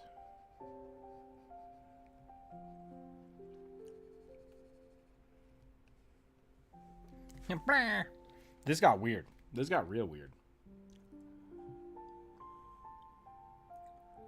Not that that wasn't what I wanted. But like, damn, got weird.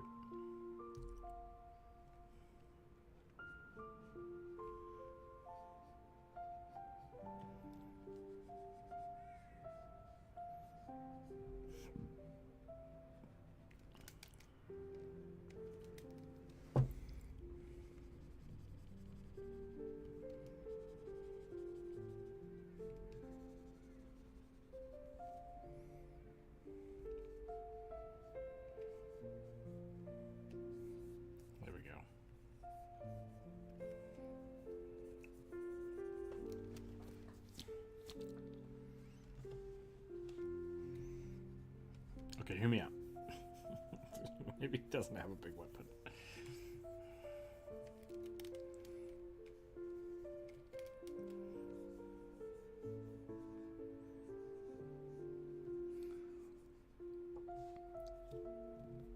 Looks like Deadpool and Venom is one character. Sure, I can see that.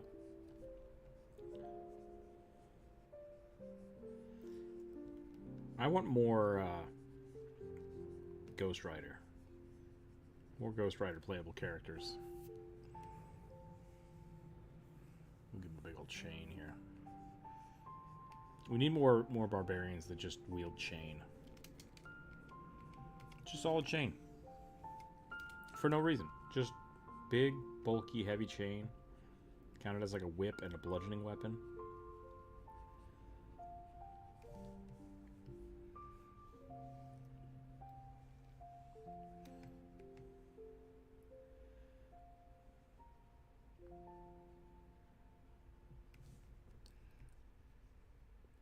Sure there's a backstory to be had about why they have like a boat anchor chain or something.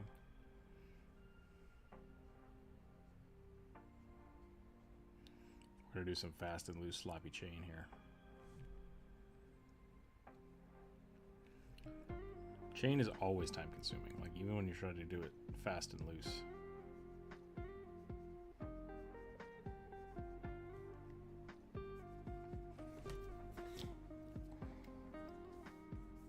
Maybe he's just got an anchor. That makes no sense, but I love it. Let's do it. It's just got a big anchor.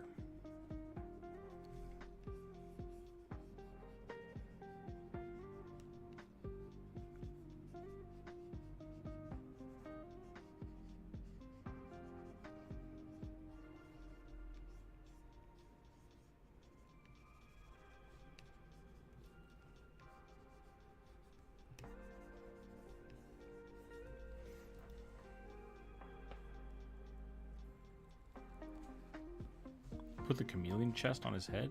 What is a chameleon chest?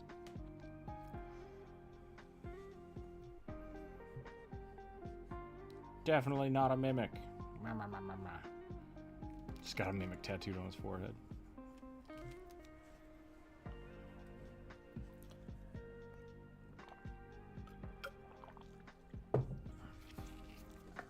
Alright, I think I'm done with that one. Let's do one more.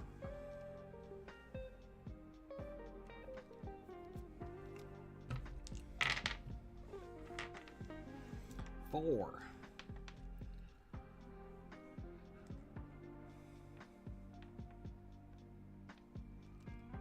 Goliath, Way of the Undying Monk? What is an Undying Monk? Is that like a... Do they go undead? Or is it like positive energy?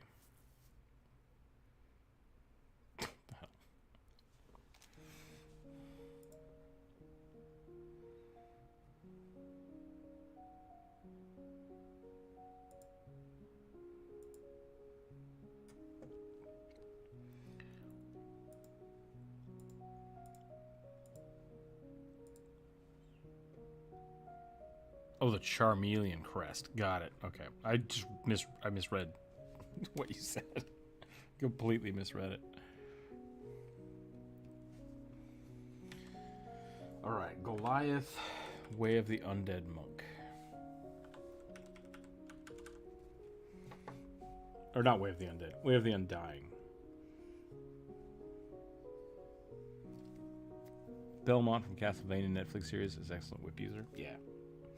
All the Castlevania boys. More undead. Okay.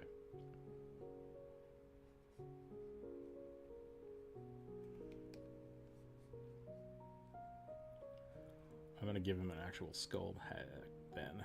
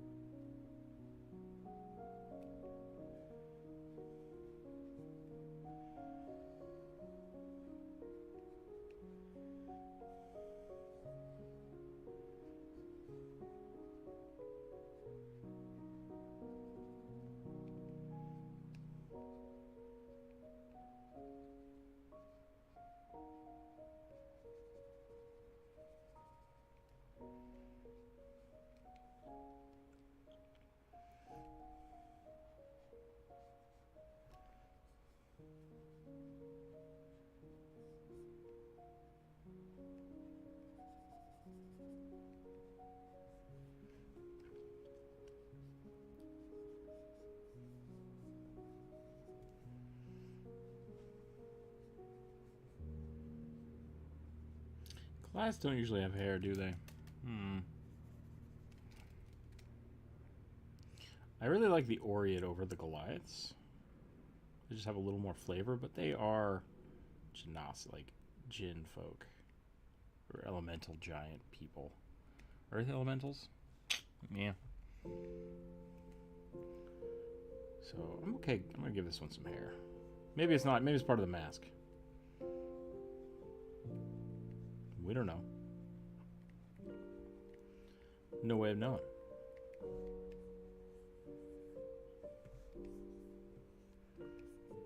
No one's gonna know. Who's gonna know? They're gonna know. No one's gonna know.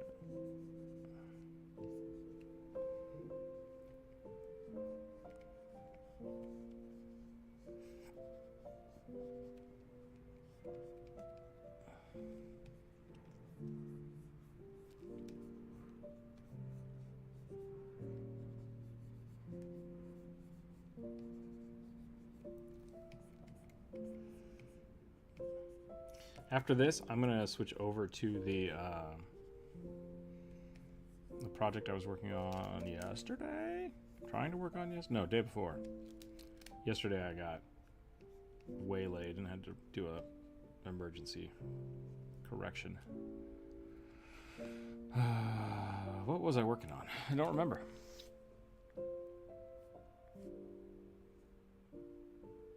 Can't wait to introduce you to the Haka on. What is that?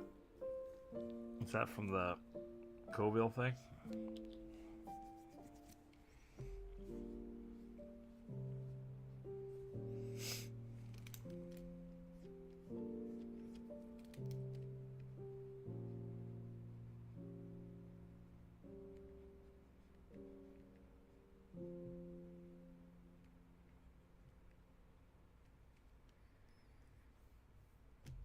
Like diminished giants, got it. Yeah, from Coville's thing.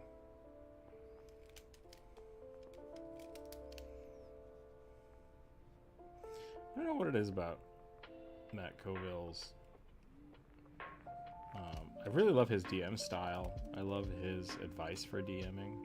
But when it comes to like his creation, it just always feels so fluffy for me.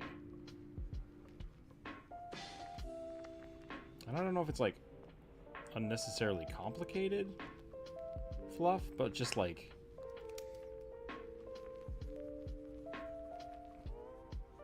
why Haka on? That's what I want to know. I'm like, why is that the name of it? Why not just giants? So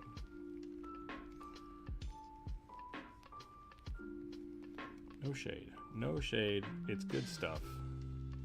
I just don't understand it. Because you're not that creative of a person, Rook. Sorry. Me not being that creative, or he's not that creative of a person? You're not that creative. I'm just a wet blanket. I hate things that are fun. Because I was just going to say, like,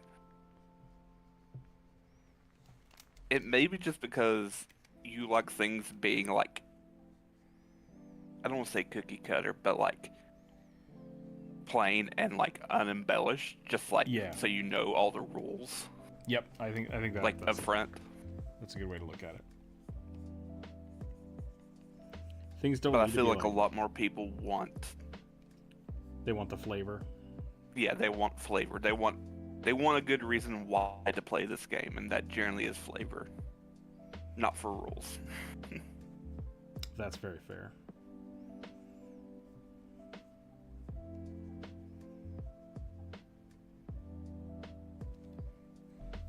Do you only work digitally, or do you have clients who want work traditionally?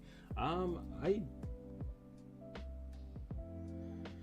had a few people ask me to paint them stuff, to which I usually say no, because I don't have the time or effort to do traditional painting. And then beyond that, I do pencil sketches. I do pencil sketches every day in my own sketchbook, but I don't sell those. So it's not something I usually go for. So commission-wise, I generally do just digital.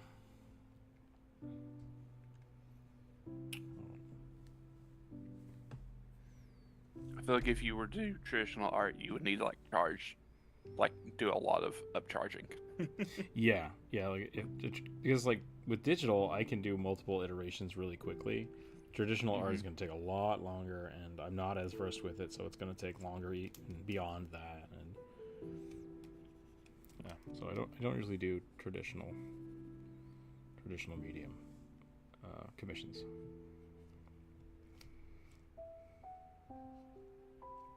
I kind of want to just put like little skulls all over this guy,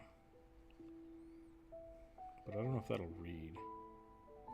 Maybe I just trace the bones. Maybe he's got bone tattoos.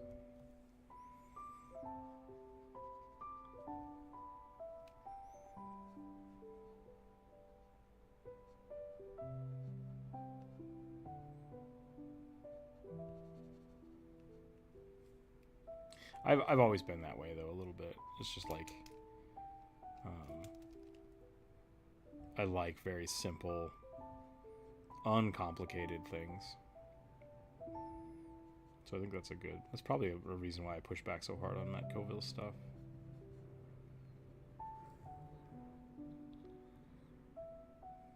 And yet you like Pathfinder. Weird. Well, Pathfinder. I'm not like trying to be mean or anything. No. You're. It's a legitimate thing, right? Like I say, I like simple, but like with Pathfinder, I don't have any of the gods memorized, right? Like I kind of ignore a lot of the fluff. It's just like, give me that mechanics. I like the mechanics, so. I don't know. The mechanics seem so much more fluffy that they're equally crunchy and fluffy at the same time, because it's just like, we have a mechanic for single thing. We have a mechanic for you to eat. Right. I was like, I don't need that. I'm sorry. See, I like that exists, but I generally don't use it either. Like, yeah, I generally just, I'll wing that stuff. But if somebody really wants to like use something a lot, it's like, yeah, let's check out the book. Let's see what the book has. You might just want to put your own spin on things. Maybe. If you considered making an art book with your pencil sketches from your book. Yeah, no. I did a book of why you should, like a how to draw fantasy art book for a company a few years back. That was a huge amount of work, and it was all traditional, and it took me like the better part of a year. And yeah, so I haven't really had the ambition to do another book like that. But at the same time, like I started like an Instagram where I started trying to digitize and add some of my sketches from the book, and it didn't get a lot of traction, and it was a lot of work to try to like every day scan those in and clean them up and stuff. So maybe someday we'll get back to doing the traditional stuff. But nowadays I've just been doing, whenever I do, like I basically do like figure drawing and like artistic nude sketches and stuff in those. So it's not really something I can just post on YouTube, you know. So some of those are in the Discord. I don't know if it's just because people don't want to be commenting on the not safe for work portion of the channel. but if there was ever momentum for people wanting more of that, I could post more of that.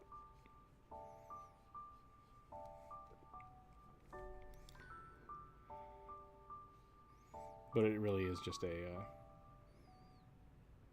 I've not seen the momentum of people wanting more, so I haven't been doing it. There's always have you thought about X, Y, or Z? Yes I have, and most of the time there's not enough traction to actually warrant doing that. People were like, "Oh, rugby plushies would be super cool." I was like, "Great, who would pay for a rugby plushie?" And it was like 2 people. It's like, I'm not going to invest hundreds of dollars for 2 rugby plushies, so I just can't do that. Because it's like cheaper to get like more of them made than it is like individually, and then it's just like you now have to like try to hawk these things. Right, and that's the big thing. Same thing with shirts. Like we tried shirts for a little while because people were like, "Oh yeah, we should get Rookzer0 shirts." But the thing with shirts is like it's basically a big upfront cost unless you use something like Society 6, which is what I did at the end of the day. And so you can still go. You can go to Society 6 and you can get t-shirts and merch and stuff like that. And I think in the last 4 years, for as many times as people have said you should do shirts or hats or stickers, I think I've sold 4. So like I'm glad I didn't do like a run of 100 shirts that say Rookzer0 on them, right? Because then I would have to hold them and try to sell them, and I'd still be in the hole for it. So it very much is just it's a numbers game. If we had, we have quite a few subscribers, but a lot of those are like short subscribers. And what I mean by that is they don't interact with the live streams. They don't interact with the long form content. So the audience that is really amped up and wants shirts and stuff is not the same audience that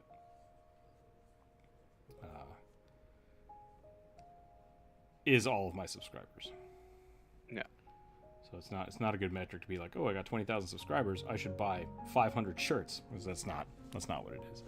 So really we have I think we have about 100 or 200 like dedicated people that show up to the live streams and hang out in the Discord. And of that, a handful of them want merch. And so it's like, we can give away stickers and stuff for the Patreon members. I'm off to bed. It was a pleasure watching your streams. Definitely joining in the future. Yeah, great. Thanks. We do it every Wednesday, Friday for sure. I'm going to try to start streaming on like Tuesdays and Thursdays in the Discord at least, and I might do it on YouTube sometimes. So check out the Discord. It's a lot of fun. Check out the Patreon if you want some stickers. I guess you're in Germany, so I can't send you stickers. I'm sorry. But check out the Discord at least. It's all a numbers game.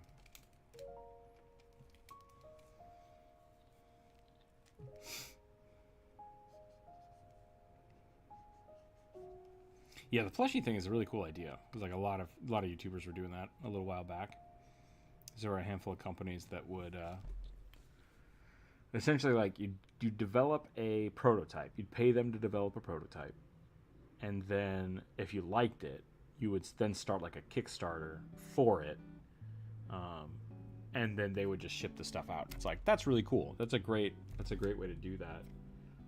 But it's still like the investment of trying to get the thing developed and make sure it works, and then it's a big long-term investment. So one of these days we'll have rugby plushies, but not right now. Yep. If we can get like consecutively like 20 to 30 people in the chat every stream, normally we have like 5 to 10. I would think about doing something like that again, because then we could say, you know, we'd have enough people that would spread the word. But as is, it's just a little light to be doing that.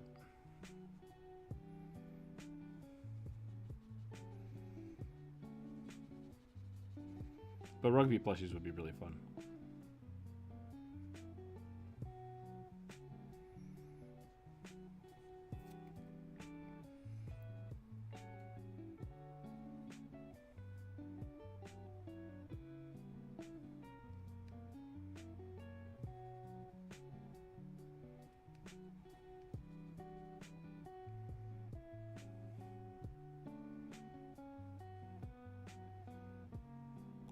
We need more Ioun stones.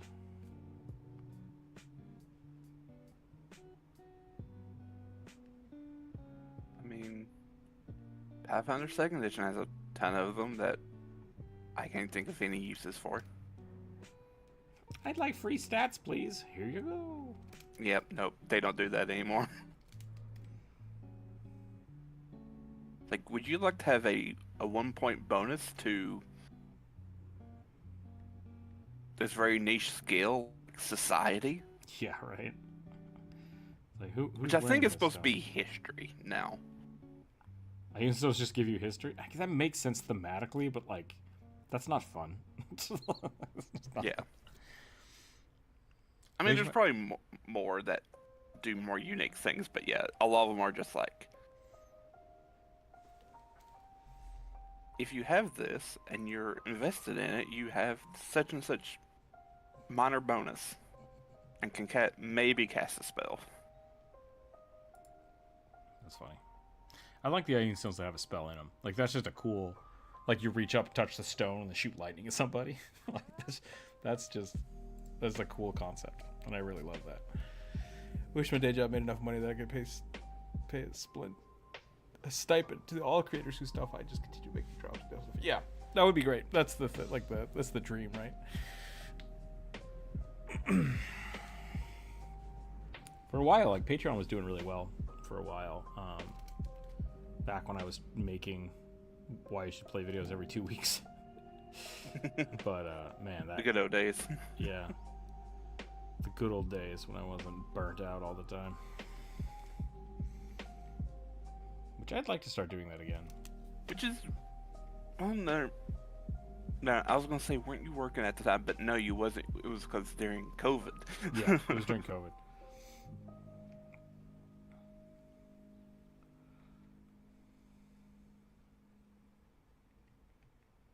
I think we were basically live streaming every day when I was doing that, and so it was just live streaming every day, working on dumb shit.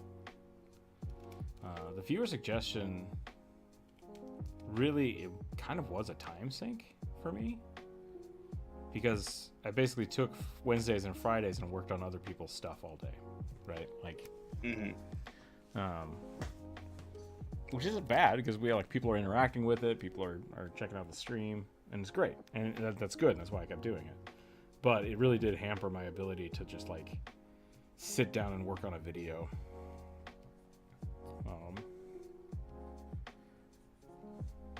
And yeah, there's some other parts of it, like when Jump Rope's home, because she was home for a big chunk of that too. It was like, I want to spend time with her. I don't want to just be sitting here on my computer by myself. And so all of a sudden, my Wednesdays and Fridays were working for other people's stuff, and then my Tuesdays and Thursdays were spending time with Jump Rope. And so I was like, I just don't have time. And now I have the kid, and so it's like, ugh. So trying to find time to just like get into that focus zone is really tough sometimes. It's really tough. Yeah. And that's what's needed to do the videos. Especially when you have to do like the audio recording and stuff. It's just like, hey, I need everything to be quiet. I need everything to be quiet for an hour. Just like no sound.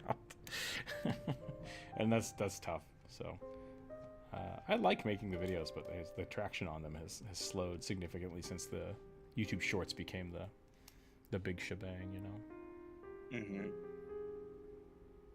Okay, I was kind of wrong. Some of them are pretty good. So, like, Einstein, sorry. Sure.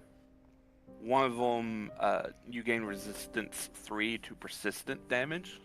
Oh, that's cool. And I at cannot the end bleed. of every turn where persistent damage cannot be overcome, hang on. At the end of any turn where the persistent damage can't overcome this resistance, so like if it's lower than the resistance, the condition ends.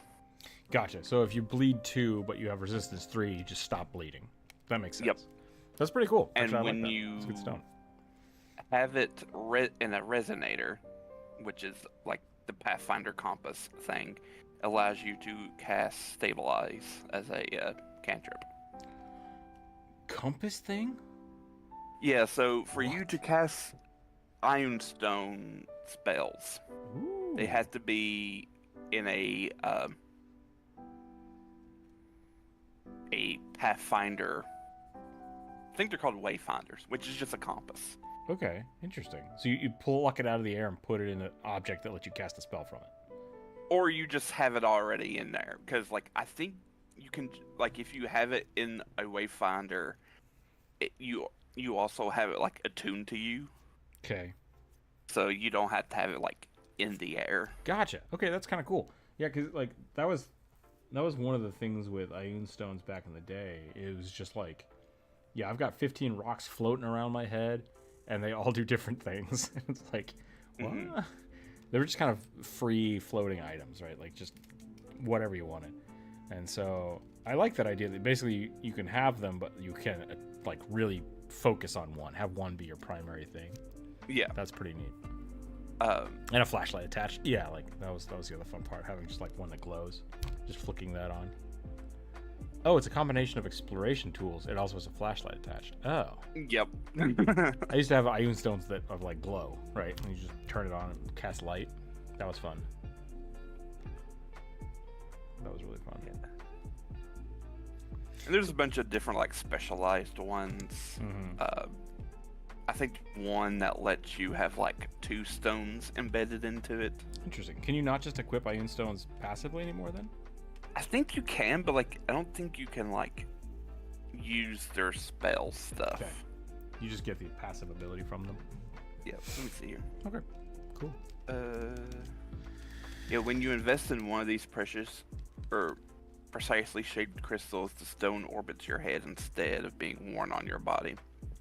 Gotcha. You can stow an Ioun stone with an interact action, and also the stone can be snatched out of the air with a successful disarm action. That's something that I always thought was really fun. It's like, oh, if you're fighting goblins, your Ioun stones are just gonna get nabbed. They're just gonna get nabbed. Yeah. And like that's a great use of a turn for an enemy. A goblin that's standing right in front of you is like, yeah, I can't beat this guy. I'm gonna steal his Ioun stone and then run. Just like, not cool. Not cool at all. Having it stowed or removed, the stone still remains invested, but the effects are suppressed until it can orbit your head again. Right. I like Ioun stones. I should start drawing more Ioun stones on my characters. And then the Rune Lord archetype, which you have to be a wizard to take it, and it's like something you take at level 1. Yeah, it's like a non-lich lich. You can not really a lich, but one of the feats they can get is to embed Ioun stones into your body. Nice. And you can like select one and have it resonate with you without needing a wayfinder. Cool. That's really cool. I'll have to look into that more. I had a Warforged barge that casts ritual cast awaken object on an Ioun stone every day. That's pretty funny. Hello. Hello. Which the Rune Lord's getting reworked because of all way they changed the wizard class and everything, and way spell schools work.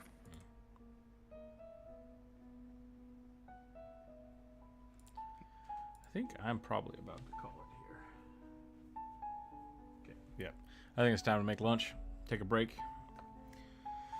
Thanks for hanging out today, everybody. Thanks for letting me work on stuff. I will be back a little bit later, probably in the Discord, just working on projects. If you want to come hang out, you're very welcome to. If not, we'll be back on Friday. I might try to do a stream tomorrow where we work on things, but I don't know whether or not that's going to happen like as it has been this week, which has been really chaotic, or if we'll actually try to get some work done. So thanks again for hanging out. That's all I got. Corvus, thanks for hanging out again today. I appreciate your input. And we'll catch everybody later. Stay happy, stay healthy, keep your eyes on the table. Catch y'all later. Bye, everybody.